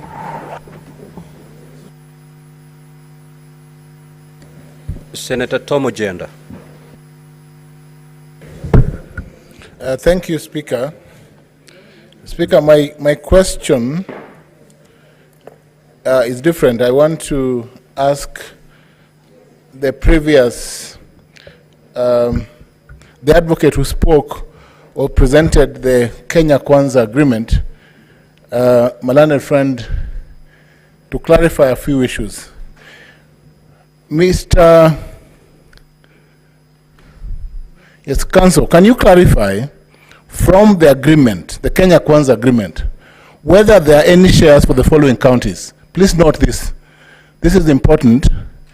Kisumu County, Siaya County, Migori County, Homa Bay County, Kitui County, Mombasa County, Vihiga County, Mandera County, Marsabit County, Trans Nzoia, West Pokot, Lamu, and Nairobi County. I just want to know whether, and this is important because the legal crinkum crankum, the twists and turns in this is that you will then interpret, Council, whether the agreement violates Article 210(2)(b) of the Constitution, inclusivity, diversity, discrimination, and the obligation of the President under Article 131. Lastly, Council, please just tell us whether, in your view, the relationship between the Deputy President and the President, because you played the two clips, under Kenya Kwanza has broken down irretrievably. That will help us. Thank you. Senator Esi Okenyure. Thank you, Mr. Speaker.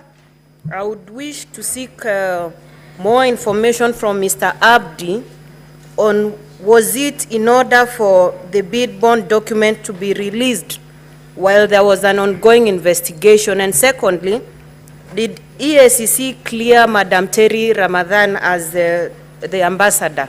Thank you. Senator Enoch Wambua. Thank you, Mr. Speaker. Mr. Speaker, a few things to clarify from EACC. One, did you find it necessary to record a statement from Crystal and Shobika in that probe? Because they had been mentioned. Were they entities of interest in the investigation? Secondly, has Shobika ever done any business with KEMSA or with Global Fund before the case on record? In your own investigations, did you find that? In your letter, I see you have recommended administrative action against the CEO, the acting director of procurement, and 2 procurement officers. I see no recommendation of any action, not necessarily by KEMSA, against Crystal or against Shobika. And I think that's in line with your own recommendation that in this case on record, there was no public funds lost, and eventually the bid was returned. So in your own investigation, what is at issue here? I thank you. Senator Mofaya. I don't know whether this, Honorable Speaker, I want to know from the witness from the EACC. I've listened to his evidence, and I would want to know, on behalf of the whole House, whether the contract for mosquito nets, which was drawn out of interference, because I have captured those confessions from him. So my question is, Honorable Speaker, can he connect the company associated with the DP, with the withdrawal of that contract? Number 2, Honorable Speaker, I have also listened to Mr. Murwa, Dr. Murwa. One would want to know, is it normal for ordinary CEO to come and camp in your office for 5 hours? Senator Muma. Thank you, Honorable Speaker. My question to the witness is that we've been told by Dr. Mulwa that the people of Kenya lost money, they lost time, they lost the number of nets they were going to get, and services to people. Now, does EACC end at just saying you recommend administrative action? Now, who takes responsibility for the loss of all of that the people of Kenya did? And what responsibility is taken in respect of tinkering with the procurement in order to give it to the wrong person for it to be found not to have been correct? Honorable Speaker, one more question to Council.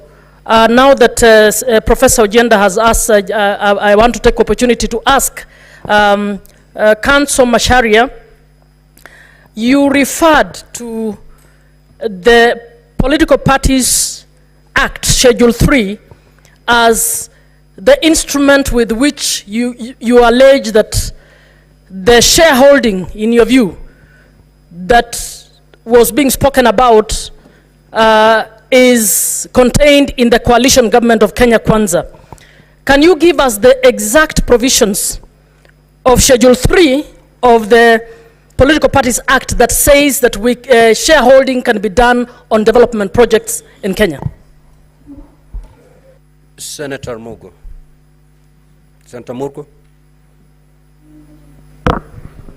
Thank you very much, Mr. Speaker. I have a question for the Excellency Deputy President's Counsel as to whether the Deputy President, in his own conscience, realized that this shareholding narrative is really going negative, and what did he do about it? Or he just went all the way up to where things are now without he himself realizing that it is going the wrong way? Senator Jonyut. Thank you, Mr. Speaker. Very briefly, just want to ask the witness, Mr. Abdi. He has stated that as per their investigation, ESCC, that the closing date was moved for this tender, particular tender, was moved from the 23rd of February 2023 to 10th of March in order for the process to favor Shobika, or whose local agent was Christo. Can you clarify, Mr. Abdi, whether this extension of the tender period was due to the late delivery of bid bond, because you said that the tender was also attached to a bid bond that was late? Was the reason the late delivery of the bid bond, or the specifications of the long-lasting net from synergist peronil, something like that, but side to pyrethrin? Exactly what was the reason?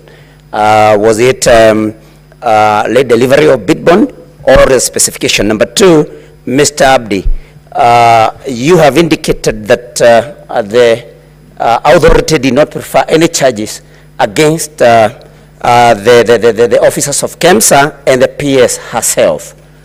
Is that the right thing that EACC was supposed to do, or it should have preferred charges against these errant, in quotes, officers? And finally, why were the companies that were eventually given the tender or awarded the tender by Global FAD, why had they initially been disqualified by KEMSA? Thank you, Mr. Speaker.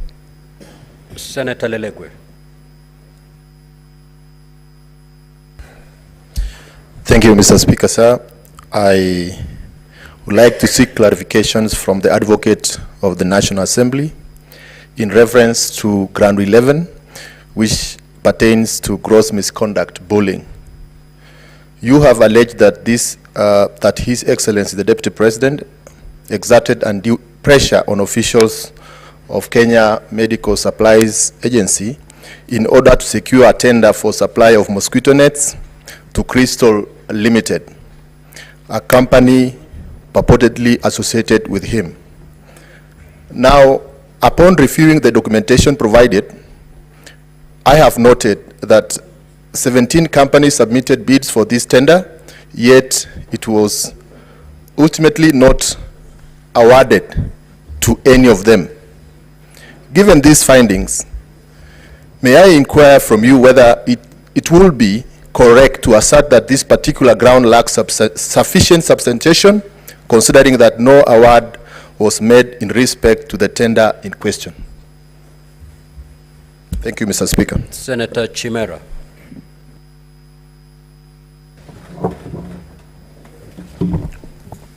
Thank you, Mr. Speaker. Three quick issues to the witness. I wish to refer the witness to page 17 of his own document. And I know he is a very serious investigator, Speaker, but the document on page 17 dated 16th July 2014, as tabled here, is so naked and so casual, and it's purportedly coming from the Pest Control and Products Board. There is no letterhead as to confirm the authenticity of this document, Mr. Speaker. I don't know how the witness intends to allow the Senate to authenticate this document. Secondly, Mr. Speaker, is on his allegation on the conflict of interest on the part of the DP insofar as this tender is concerned. Is it your contention that the mere fact Crystal Kenya Limited is the local agent of one of the bidders in this tender, then that will suffice to be conflict of interest enough on the part of the DP, because the owner of that company assigns to the DP? And lastly, Mr. Speaker, the witness has been cross-examined by my learned colleague, counsel for the DP, largely on contents of the Senate Standing Committee on Health report, as opposed to his own documents. Do you want it to go on record that you want to rely on that report as your evidence in chief, or should the Senate rely on your documents as tabled under volume 8A of your own documents? Thank you, Mr. Speaker. Senator Shakil Abdallah. Thank you, Mr. Speaker. My question is to Mr. Abdi. How many more charges against the deputy before the EACC apart from the KEMSA? Thank you. Senator Aaron Cheriot. Mr. Speaker, just a quick question to Abdi of EACC. This issue of the bid bond, Mr. Speaker, listening to the former acting CEO, there's something curious about it which I want Abdi to either confirm or help us understand. That there was something peculiar. You know, Mr. Speaker, when you hear about pagination, if you know anything about tenders, you know for a fact that if there's an issue on pagination, either it is not just an issue of forgetting to page or number the pages, Mr. Speaker, but that document may either have been added later on after the tendering process was concluded, or, Mr. Speaker, it was defective. What was the real issue, according to their investigation, with regards to the bid bond that was submitted by this specific company? Secondly, Mr. Speaker, what in his assessment would he say is a reading of the donor community when you have such important programs interfered with as such that the donor communities themselves end up cancelling such important programs, and what are they recommending? Finally, Mr. Speaker, is to Advocate Ndegwa Njiru. He asked the witness earlier which of the report would he, that this House believes, that of the Senate or of the EACC. I'd wish to pose the same question to him. I thank you. Senator Murango. Asante sana mstahiki Spika. Swali langu litaenda kwa Bwana Abdi. Kwa sababu anayehukumiwa hapa ni naibu wa rais, tungetaka kujua kwamba kwa sababu mlifanya uchunguzi, ni kesi ngapi ama kuna kesi yote ambayo EACC imepeleka mahakamani ili naibu wa rais aweze kuhukumiwa? Jambo la pili,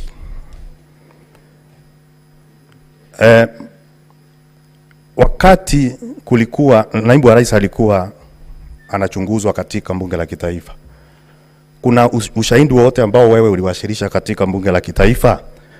Na kama hukuwasilisha, kwa nini umeamua kuwasilisha tu nyumba la seneti na sio bunge la kitaifa?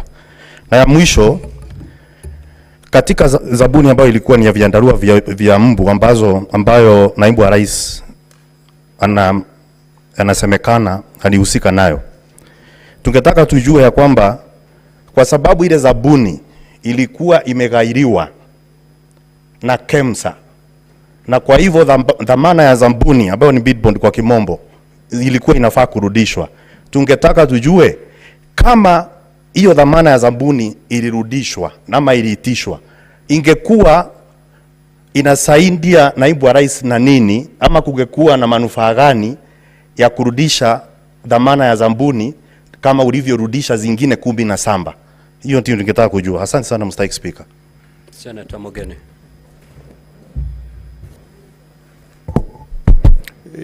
Yes, Bwana Abdi, on this issue of irregular procurement of malaria nets with KEMSA. You know, you have given us documents that basically point to some recommendation for administrative action to be taken against a number of officers. But you know, what is of our concern today is companies associated with the DP. Can you tell us anything that you found irregular around the subject matter that concerns us this afternoon? That is the companies associated with the Deputy President, Bwana Acting Deputy CEO. Thank you. Senator Boni. Thank you, Mr. Speaker. Mr. Speaker, we are lucky that the EACC is here with us. And there are serious allegations that have been raised that require investigations. Could the CEO, the deputy, confirm if indeed there are investigations taking place on your own motion on the following issues? One, on the activities of this intricate web of companies by the Deputy President, on the issue of the disinheritance of the orphans and wife of his late brother, His Excellency Nderitu Gachagua. 3, on the alleged insubordination of the President. And finally, if there are investigations on the role that His Excellency the Deputy President played in the infamous Gen Z uprising that occurred in June. Thank you, Mr. Speaker. Senator Cheranke. Thank you, Mr. Speaker. 3 quick questions. Like an eye of a military marksman. 1, I need clarification on Section 14 on cultural gifts. Especially some of us, when in our community, when we respect you, we give you cows.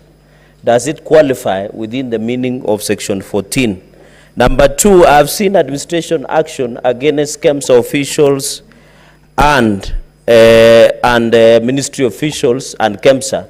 Since you recommended administrative action, have you gotten feedback from KEMSA? And number 2, did you recommend any action against companies? And finally, are there any active investigations by EACC against the person of Rigathi Gachagua or against the Deputy President of the Republic of Kenya? I thank you, Mr. Speaker. Senator Mutinda Tabitha.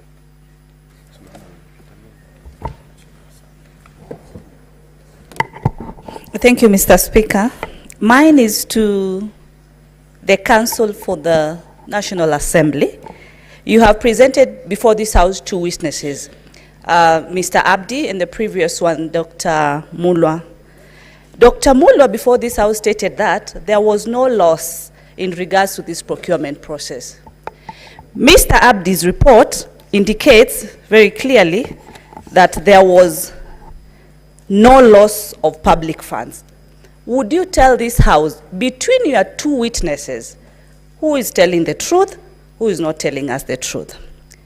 Secondly, EACC, as far as Crystal Limited is concerned, have you established any evidence that shows that the Deputy President of the Republic of Kenya benefits directly or indirectly from this particular company? And lastly, my colleague asked about the former CEO, Ramadan. You had recommended action to be taken. In your report also, you indicate that she violated Article 10.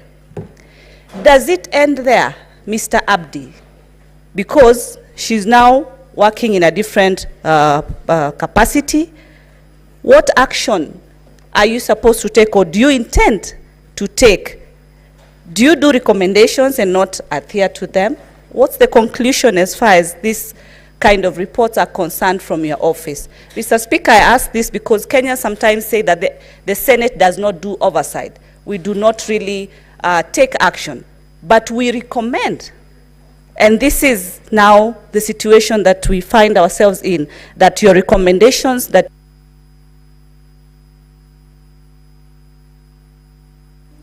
Senator Montet Batuli. Thank you, Mr. Speaker. I would wish to ask the CEO, what is EAC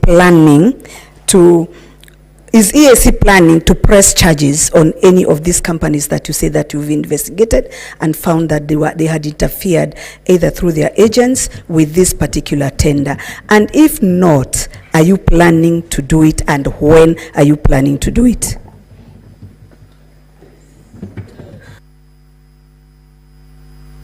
Senator Veronica. Just a quick clarification. Can you confirm or clarify whether these investigations have been closed by EACC in respect of this procurement at KEMSA, and whether there are any further persons of interest whom you have sanctioned or issued any notices of prosecution or anything of that sort beyond the letters that are attached to the affidavit? And in the course of your investigation, did you bother to find out what was the content of the phone calls that the acting CEO of KEMSA said was used to intimidate or cause pressure to him? Did you investigate the contents of that phone call? Witness, you may now proceed to respond.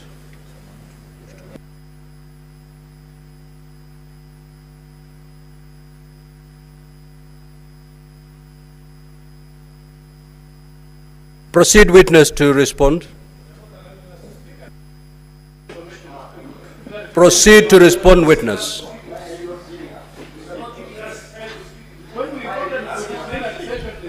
Order, honorable senators. If you have noticed,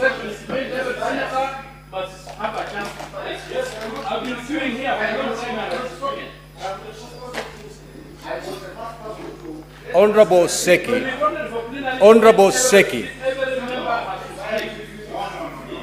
Seki, this hearing will terminate beyond midnight today. Let the witness respond to the queries that have been sought. Thereafter, we'll go for another round. Is there any problem? Honorable Seki, you're out of order. You're out of order. And I'm asking you to leave the chamber immediately. You cannot. You cannot direct the chair on what to do. Honorable Seki, unless you apologize, I'm going to throw you out of the chamber. You cannot say the chair is biased. If you've noticed, we've been going on lots. One lot, the witness answers, then I go for another lot. Honorable Seki, unless you apologize, I rule you out of order, and I'm going to throw you out. Proceed. You either apologize or I throw you out. Honorable Seki, you apologize or I throw you out. You know, you as a speaker, I have come to a desk. I have a representation of Kajiado people. I have a right to speak in this assembly. Just you should like not senator. Seems to be biased. Honorable Seki, you either apologize or I'm going to rule you out of order and I'm going to throw you out. You know, I've never stood on this. My brother, look at this. Just apologize. We need you.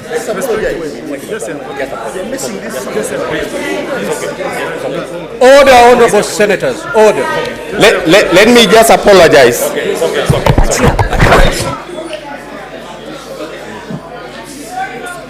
Of course, but that's how.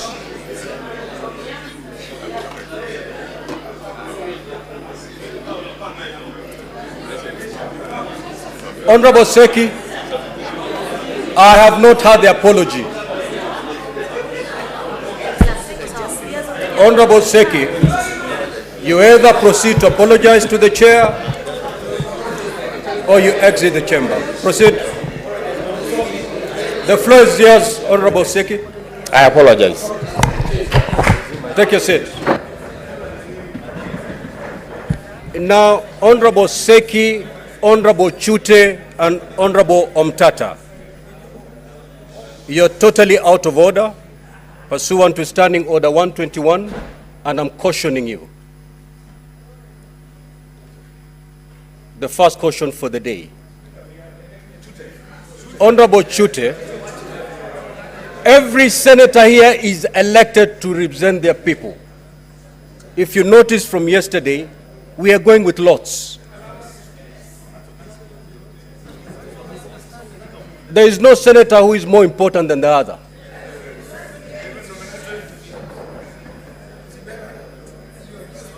Proceed, witness. Thank you, Honorable Speaker. I may not have captured the exact names of the Honorable Senators, but I will deal with the questions as they were asked. So the first question was to do with when did the other companies get back their documents and the dates the companies got their documents.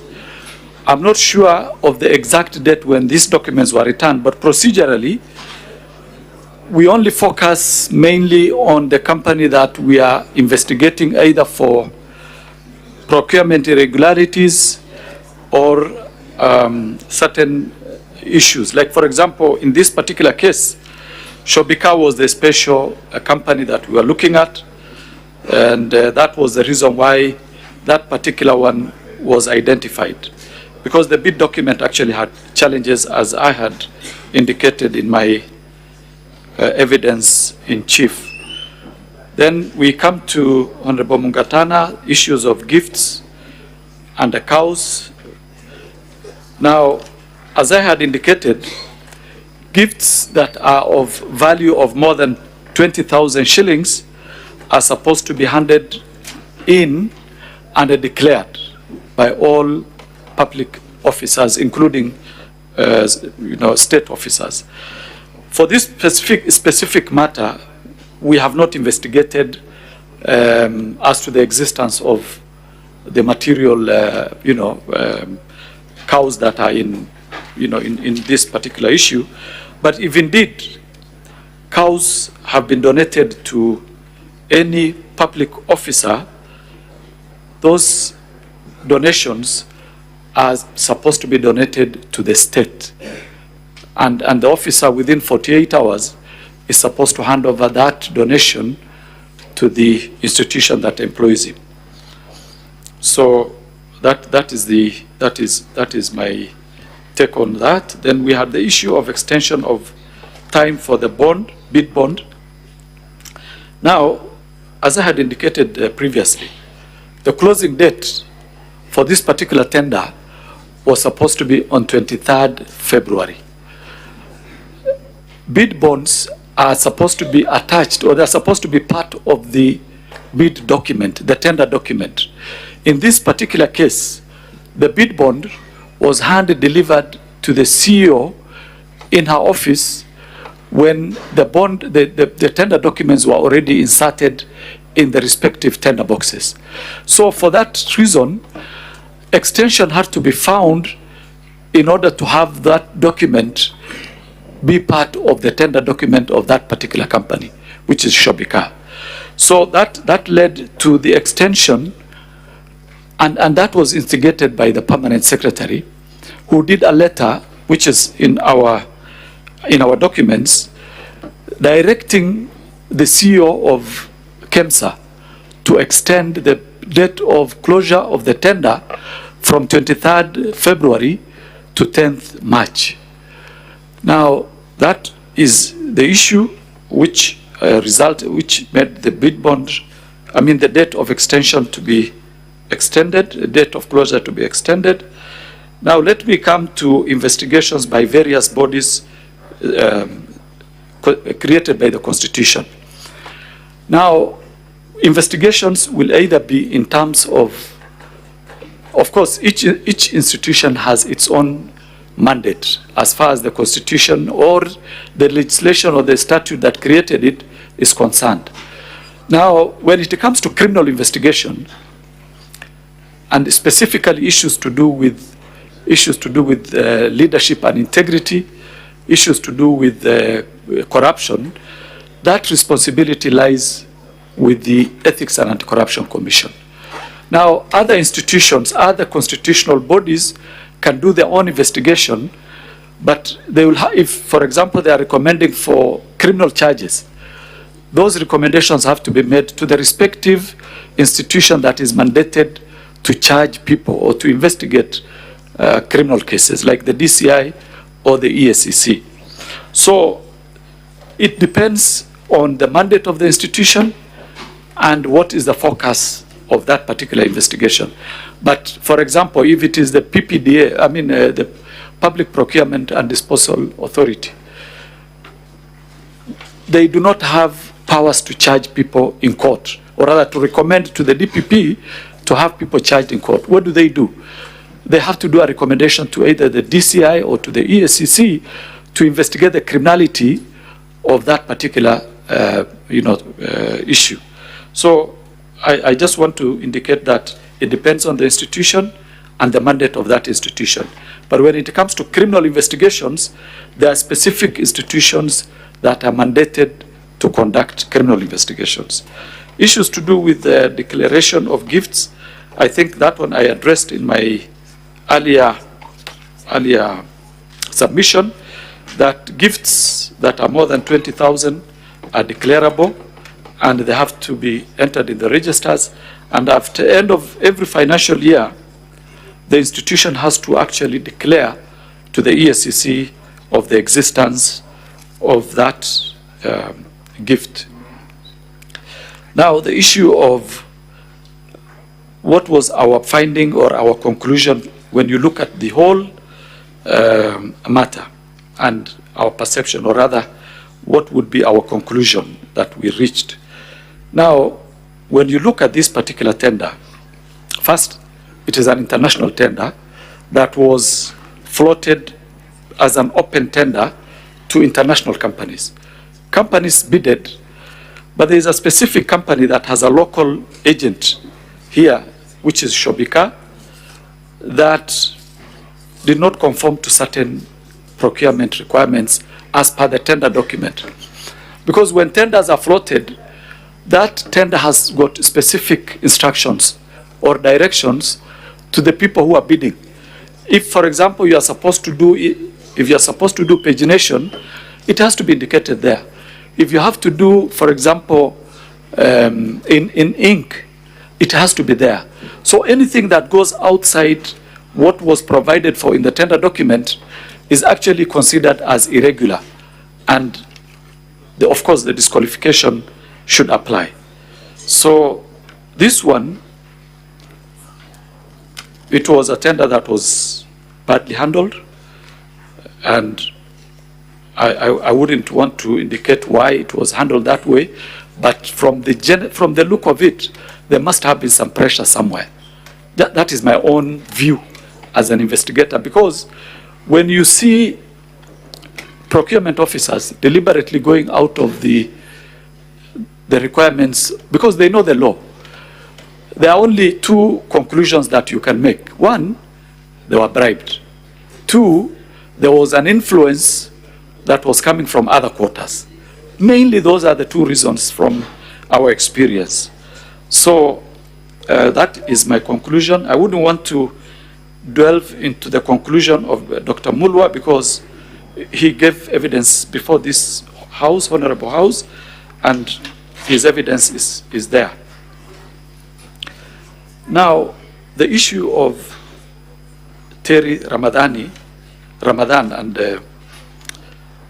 her status, I think ours was, and whether we actually received feedback.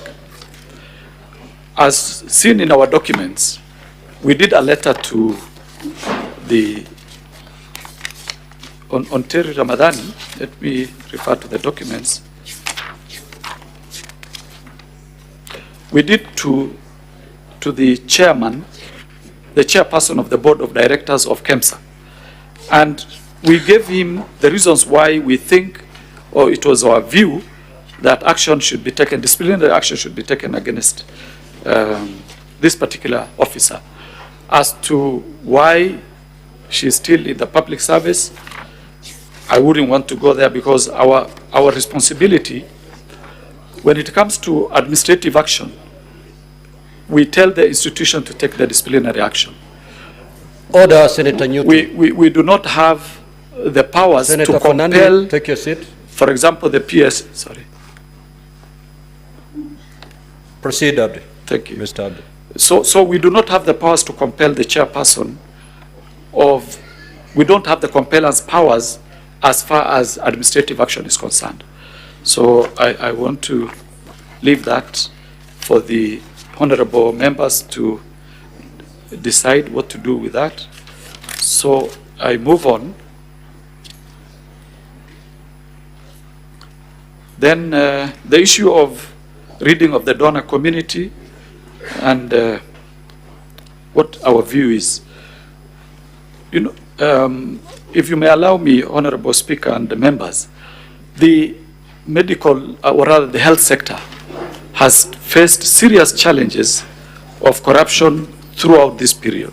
Throughout the period that I remember working at the EACC, it is an area where a lot of donors are actually almost giving up in supporting our programs. And that has a serious repercussion. Because first, let's understand. Mheshimiwa Speaker, in the past, with tremendous respect, with all the other witnesses, you have been indicating how much time they have to respond. 5 minutes, 10 minutes, and my good friend here, the witness, you did not indicate how much time this honorable House is giving him to respond. Thank you so much, Senior Counsel. That was courtesy of my good friend, Senator Seki. Now, witness, ordinarily we've been given 10 minutes to respond to clarifications sought and questions. So far, you have done 4 minutes and 13 seconds. Okay. You have 5 minutes and 47 seconds to conclude. Okay. Thank you, Honorable Speaker. So that one I've dealt with. So the issue was that was also raised is which report do we stand by? As EACC, we did an investigation and we submitted our report, the findings of the report to this committee, to this Honorable House, and that is the report we will always stand by and defend. The other issue that was raised was whether we had any case that we have investigated against the DPP and whether we have proposed charges or anything like that. That is, we have not investigated the Deputy President, His Excellency Rigathi Gachagua. We have not investigated him for any criminal matter in the past. That is our position. Now, there was also the National Assembly hearing. Why we did not attend the National Assembly hearing and now we are attending the Senate. We were not invited to the first hearing. Yesterday, I was served with a summons of this House, and we are simply responding to that summons. As to why we were not invited in the other one, that I don't know, and we only respond to the summons that were issued. So then, Senator Omugeni, the companies associated with the DP, we've not investigated any company that is associated with the Deputy President so far, and that is our position. Then, Honorable Senator for Kakamega County, activities that are intricate web of suspected to be corruption. On all the items, Honorable Senator, that you have told us whether we have investigated, I think there are 5. We have not, because a report has not been made to us, and it is we should not only wait for a report. We also have the powers to investigate on our own motion, but it is only after we analyze the reports as to whether they fit in within our mandate. Like, for example, if you deal with issues of inheritance, unless there's a criminal aspect on the inheritance bit, inheritance usually will be handled as a civil matter. And issues to do with intimidation, if the CEO of KEMSA had reported to us that he was actually intimidated by a state officer, we would go into it. Of course, you understand, all of us understand, how difficult it would be to open an investigation of that, that magnitude. But no complaint has been made to us. On the Gen Z uprising, also, we have no report. We know it happened, but as to the corruption bit of it, we do not have facts. 2 minutes to go. Okay, thank you. So, gifts, I think I mentioned, I talked about it. I talked about them very clearly. Issues to do with whether we want to charge, we want to press charges against companies associated with the DP. We have not investigated. We can only recommend charges after investigation to the Director of Public Prosecution. That is our mandate. And the other one, of course, is intimidation by the CEO of KEMSA. I think I had addressed that one. Then finally is whether we want to prefer more charges or more sanctions against the persons involved and on this matter, especially on criminal culpability. That the issue of criminal culpability is still open, and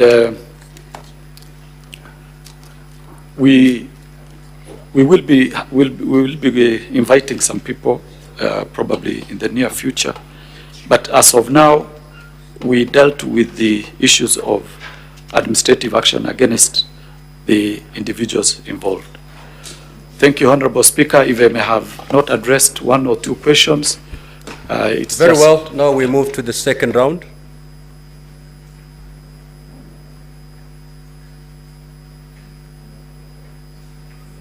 Senator Mtata.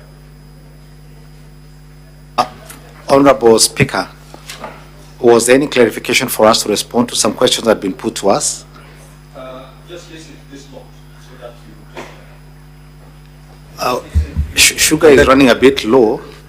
There are many questions. It's running low to everybody. Okay, all right. Yes. Mr. Speaker, sir, to the witness from the Ethics and Anti-Corruption Commission, I would like to ask whether the Kenya Kwanza Coalition document is unconstitutional and therefore null and void to the extent that its formula for sharing executive power violates Articles 10, 27, 129, 130, and 131 of the Constitution. Number two, if that's the case, who is to blame for approving the unconstitutional coalition agreement that resulted in forming a government? Number three, can you point this Senate to any hard evidence of criminal conduct which you have unearthed in your investigations against the Deputy President? And can you distinguish whether there's a circumstance where the Deputy President, or even me as a Senator, can walk into a place and be given a gift that I don't have to declare, irrespective of the amount of the gift? Because I engage officially and privately. So is there a situation whereby I can be given a gift of whatever magnitude that I don't have to declare? Thank you. Senator Chute.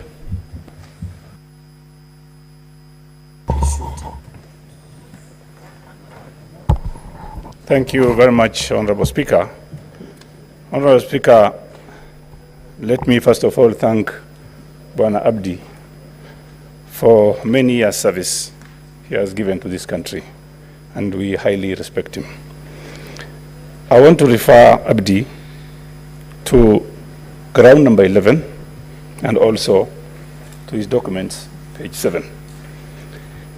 Ground number 11 says, His Excellency Rigathi Gachagua bullied Kenya Medical Supplies Agency officials into awarding a tender for supply of mosquito nets to Crystal Limited. And in your letter on page 7, the commission, let me read, the commission is of the opinion that the conduct of the CEO, Terry Ramadhani, amounts to violations of leadership and integrity act, particularly section 10 and 11.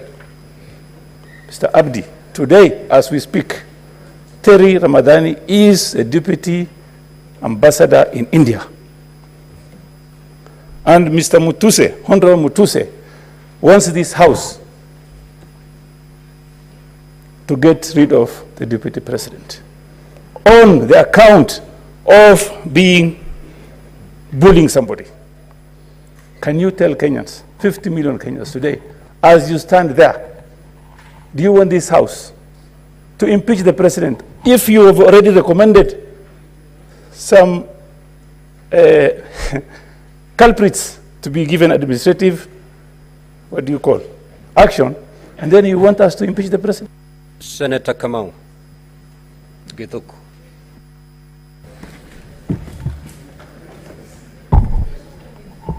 Thank you very much, Honorable Speaker. Honorable Speaker, I want to ask a question to the Deputy Chief Executive Officer. In the course of your investigation, is there anywhere that you have identified that the Deputy President of the Republic of Kenya, who you want impeached, influenced any tender award? Thank you, Honorable Speaker. And the senator was elected by the people of Kajiado, Senator Sek.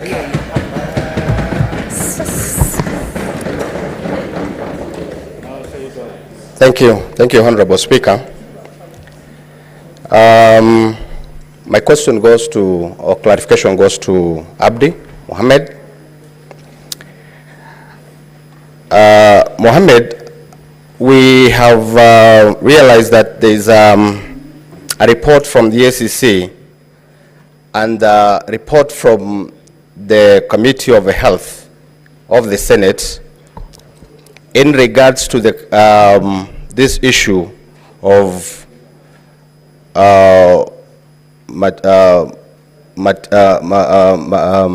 mosquito nets. I want to confirm that the contract was cancelled and the funds were not lost. I want you to demonstrate the role of this agent by the name Crystal Kenya Limited in relations to the Deputy President's office and more so Rigathi Gachagua. Thank you very much.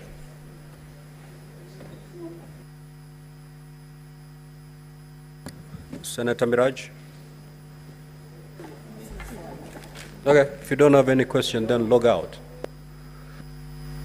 You may now proceed, and thereafter we'll have an opportunity for the counsel for the Deputy President to respond to the clarification sought. Thank 5 you. minutes. Thank Abdi, you, you have 5 minutes. Honorable Speaker. In fact, I'll take less than 5 minutes. Senator Omutata, I think he raised the issue of whether the agreement of the Kenya Kwanza document or Kenya Kwanza government document is unconstitutional. I think that one is only the courts that can actually find whether that document is unconstitutional or not. It's not within my ability or power, or rather to comment about the constitutionality or otherwise, and whether the document is null and void, and whether it contravenes certain articles of the Constitution. The second one was who is to blame for drawing unconstitutional agreements or documents. I think that is also something that can be tried in court in my view. If anybody suspects whether this document is constitutional or not, I think the best thing to do is to try it in our courts, and they will of course give directions on what can be done. Now, the other one was whether we have investigated any criminal conduct against the DP. I think I had indicated clearly that we have not investigated the Deputy President for any criminal culpability or any criminal case as far as EACC is concerned. Senator Chute, thank you very much for the compliment. I appreciate. Now, the issue of bullying of KEMSA officers or staff, I think that came from the CEO himself, and he gave evidence in this House that will be considered by the House whether it is something that can stand the test or not. As for Terry Ramadan, we did our bit in terms of recommending this lady to be disciplinary action be taken against her for her role in this particular procurement. But because I indicated we don't have the compellence powers to enforce disciplinary or administrative action, I leave it at that. And whether our recommendation is for the impeachment of the DP, ours was to respond to the summons that was given to us by this Honorable House. It is for the House to do, that is their job. I wouldn't want to go there. We never recommended, I don't want to go there. Then whether there was anywhere where the DP influenced any tender, no, we do not have that, and we never submitted that. All that we said is what I'm going to say in the next response, which was raised by the Honorable Senator for Kajiado County about the role of Crystal Kenya Limited and the connection between that company and the Honorable Deputy President of the Republic of Kenya. From the documents that we have and which we supplied, it is clear that this company, the directors are two sons of the Deputy President. Each one of them owns 200 shares. They are the only directors of that particular company. And that is the nexus between the Deputy President, Honorable Rigathi Gachagua, and that particular company. And that is our response as of now. So, Honorable Speaker, thank you very much. That's it. Counsel for the Deputy President, we'll give you 10 minutes, starting now. Thank you very much, Honorable Speaker. I'll share my minutes with my colleague Ndegonjiro. My questions are limited to the issue of the shareholder agreements. I'll be quick. The questions were asked by my learned senior and colleague and friend, Professor Ojenda, Catherine Muma, and Senator Omtata. I'll begin with the questions by my learned senior, Mr. Ojenda, and I'll begin with the second question he asked. He asked, is the relationship between the President and the Deputy President irretrievably broken? That's not a legal question, but in my experience as a Kenyan, there is no such thing as an irretrievably broken political relationship. Members of Jubilee, party I served as an advocate for, woke up in March 2018 to find their leader shaking hands with his opponent at Harambee House, and they subsequently found a way to work. A few months ago, the President and the Honorable former Prime Minister have found a way to work. There's no such thing as an irretrievable political relationship. Secondly, leadership constitutionally is not so much about how you feel. It is about your duty and your responsibility constitutionally. Your feelings must take a back seat to your duty to the people of Kenya. Secondly, I was asked about the counties. Now, When you look at these shareholder agreements, and again, if members will go with me to page 418, where you find the shareholder agreement between ANC, Ford Kenya, and UDA. Sorry? Oh, volume, sorry. I don't know how to increase the volume. Council, sorry, Council. Members, I'm getting a bit lost when you say UNDA. UNDA, if spelling in Swahili is UNDA. No, UDA, sorry, I come from Kenya. United Democratic Alliance. If you use maybe the first, you first make clear. I'm sorry. That it is United Democratic Alliance. Yes, I'm sorry. We use acronyms, I'm sorry. It's the United Democratic Alliance Party. The full name of Amani is Amani National Congress Party. And the full name for Ford Kenya is Ford Kenya Party.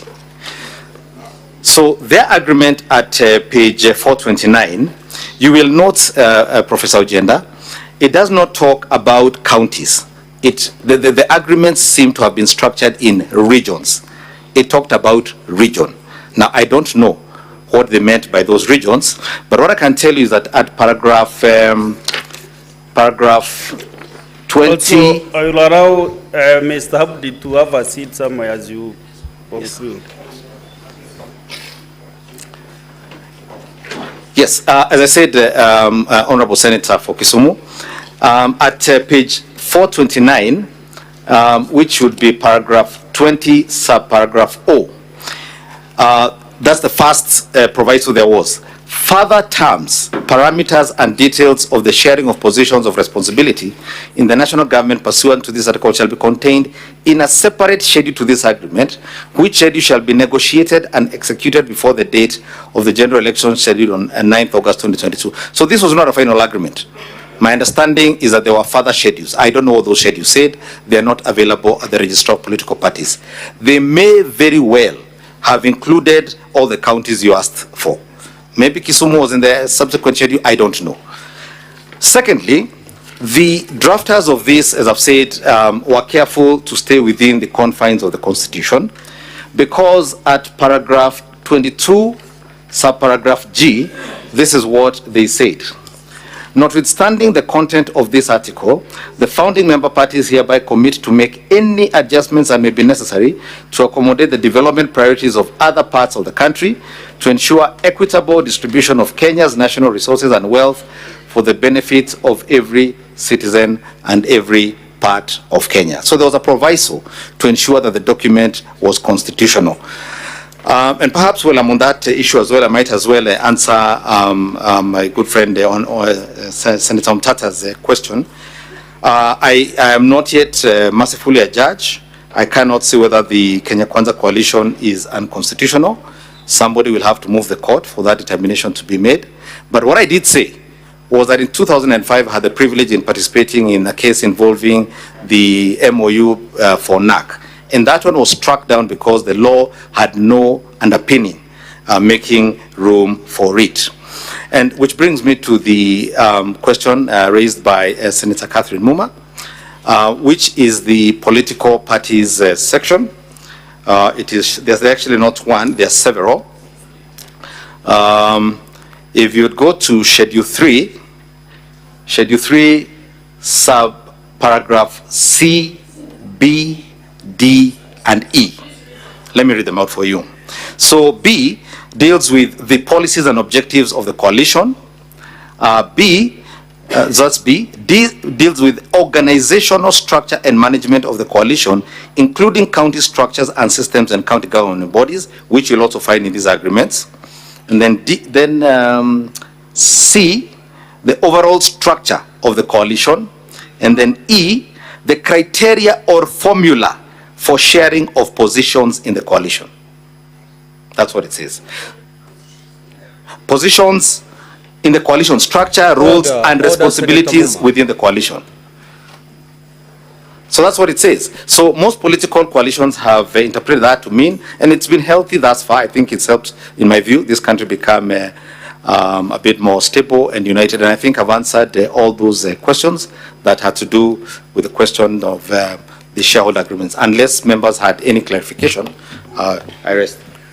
Thank you, Council, for DP. Council Ndegwa, you have something to pick, or do we conclude it at that? Specific questions and clarifications.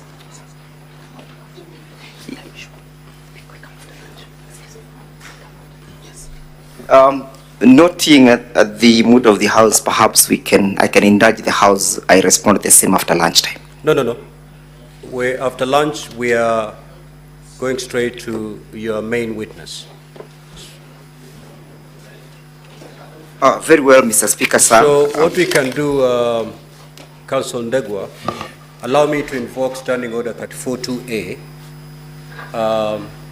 for the convenience of the House to add 5 minutes. So the House will rise at 1:05 instead of 1. I am well guided by your wisdom. Yeah, Mr. Speaker, sir, there were 2 questions for the National Assembly side to respond. Okay, 2 questions. then let's do this. Let's do this. Instead of the House rising at 1:05, we will rise at 1:15. So, Council Ndegwa, you'll take your 5 minutes, and then the rest shall be given to the Council for the National Assembly. I am well guided, Mr. Speaker, sir, the witness is asking if he can leave the Absolutely. He's discharged. Thank you very kindly, Mr. Speaker, sir. I was asked to clarify by Senator Joyce Carrill why I am dealing with the report from the Senate and what am I driving at. The report to the Senate is intended to indicate that none of the participants in that tendering process ever benefited from that particular process. All the 17 companies, none of them benefited, and that as a result or as a consequence of the failure to proceed to the next levels, the country did not lose even a single cent. A question was put to me why I am looking at the submissions by various parties and not going to the observations and the recommendations by the Senate. And just like a skillful legal surgeon, I have been able to point out various findings, submissions. For example, the submissions finding themselves at page 222, paragraph 107 and 106, 107 and 109 find themselves at the recommendation, at the observation of the Senate at page 271. So there is serious correlation between my findings as submitted by various parties who appeared before the Senate and the observations made by the Senate. So I dealt largely on what the Senate found as opposed to what the Senate had during the proceedings. Number 2, Mr. Speaker, sir, clarification was sought as to why the bid failed.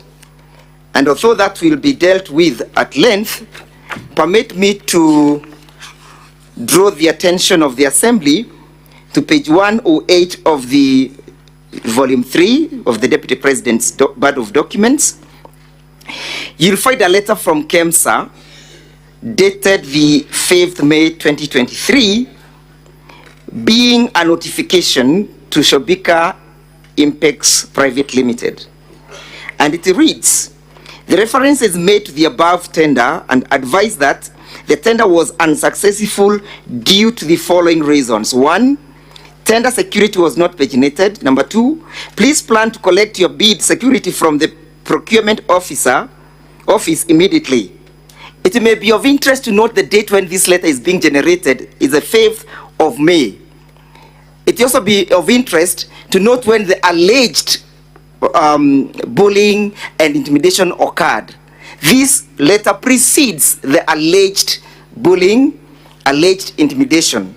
Number two, Mr. Speaker, sir, this letter is voluntarily being issued and being generated by KEMSA themselves at their own intuition, as opposed to being triggered by any external officer, in this case, the person of the Deputy President.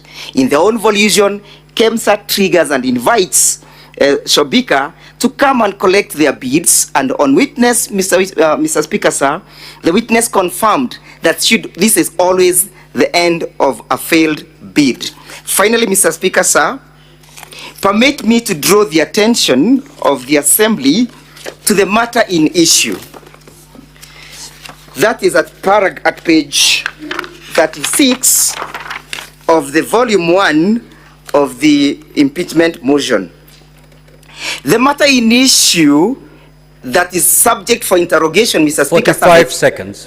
As I pen off, is not whether the tenders were responsive, whether the country lost any money, whether investigations were done, whether there was conflict of interest, whether there were gifts that accrued therefrom. The question in issue is, did the person of the Deputy President bully the officer? Was there evidence? So let us not lose ground or focus on the ground on the matter in issue, so that we focus and we put the train on rail. Thank you, Mr. Speaker, sir. Counsel for the National Assembly, take us to the rise of the House. Mr. Speaker, sir, how many minutes? 10? You have 9 minutes. Thank you, Mr. Speaker, sir. I am here to respond on behalf of the National Assembly on only 2 questions. Mr. Speaker, sir, listening to the Deputy President's side, I believe they have misunderstood the nature and context of ground number 11. And there was a question by the Senator whether we have substantiated ground number 11 on bullying of KEMSA officials. Secondly, there was a question also on whether there was loss of public funds in this tendering process. Mr. Speaker, sir, allow me to answer the first question by mentioning that the Deputy President of the Republic of Kenya is a high-ranking state official. The Republic of Kenya, the polity of the Republic of Kenya is based on certain fundamental national values and principles of governance. In addition, there are provisions on leadership and integrity. If you look at the provisions of Article 75, starting with 73, then you conclude with 75.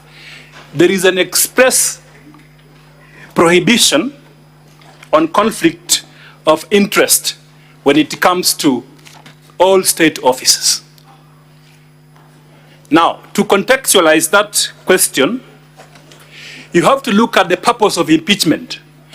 The Deputy President, being a high-ranking state officer,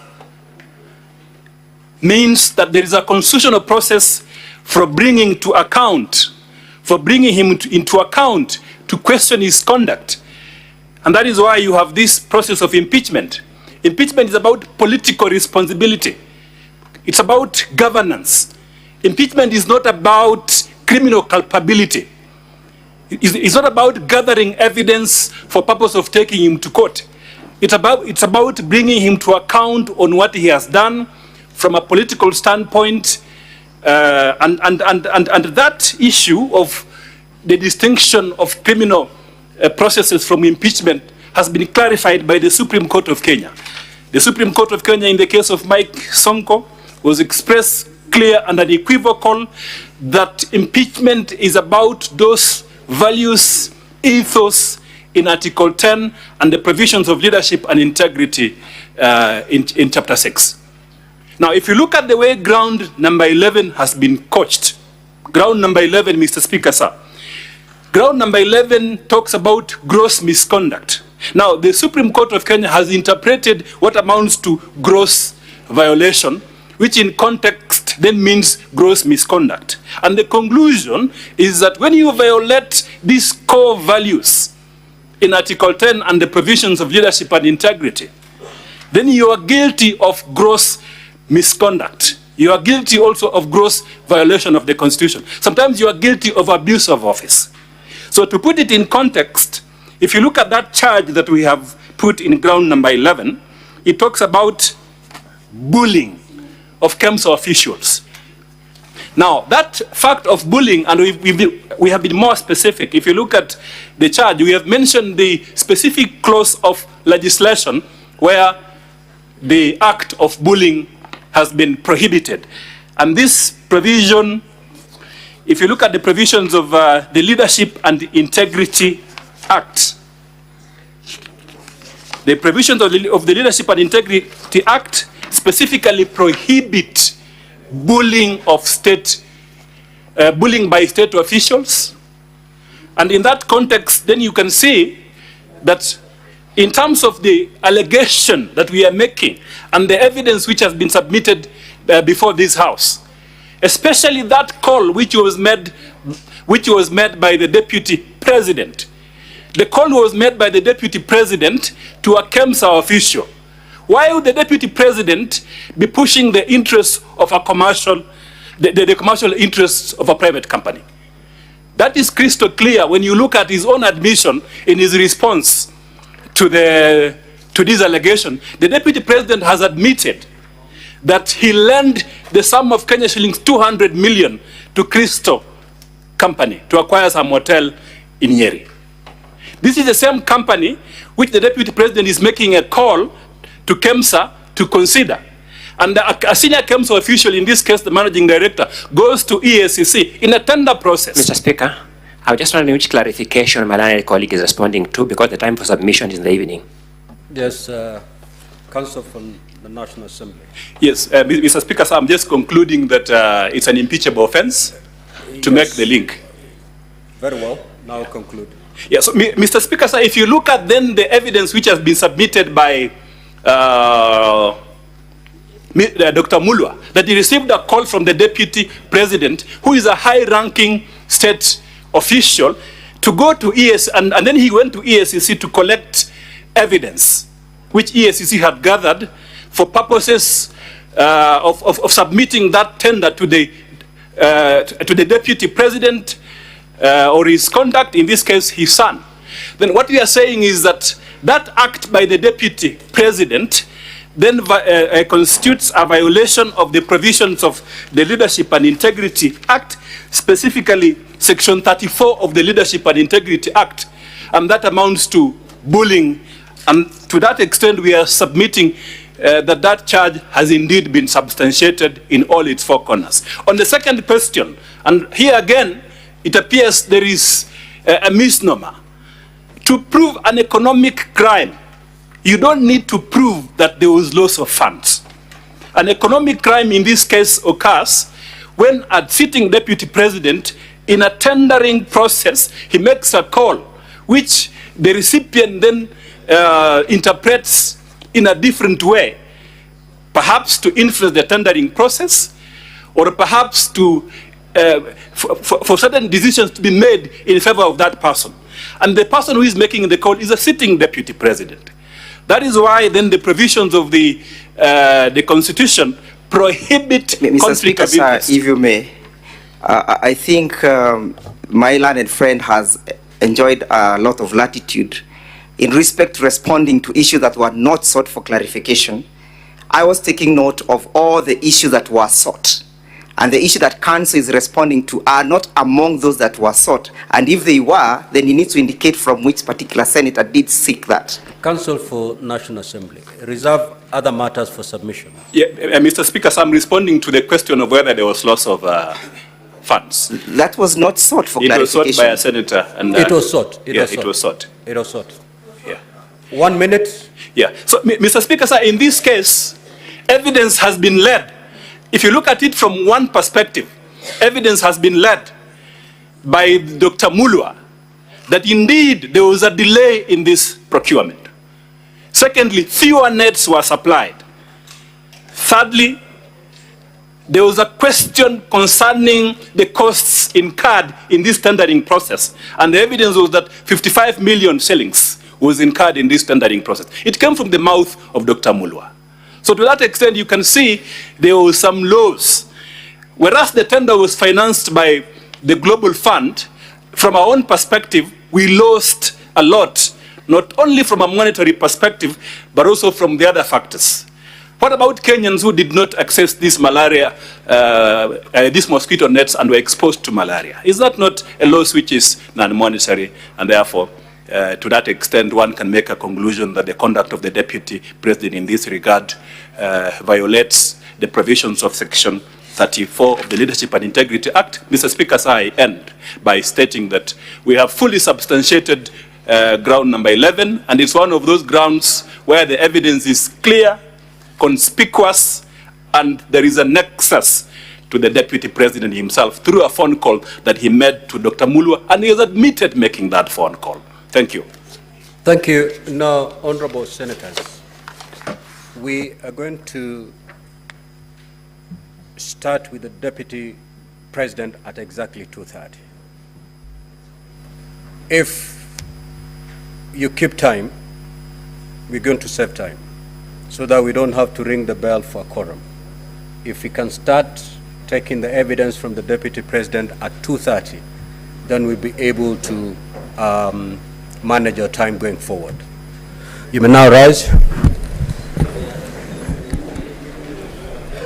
Honorable Senators, it is now 1:15, and having concluded the business for which I extended the hours of the sitting pursuant to Standing Order 34-2A, the Senate stands adjourned until today, 17th of October 2024 at 2:30 p.m.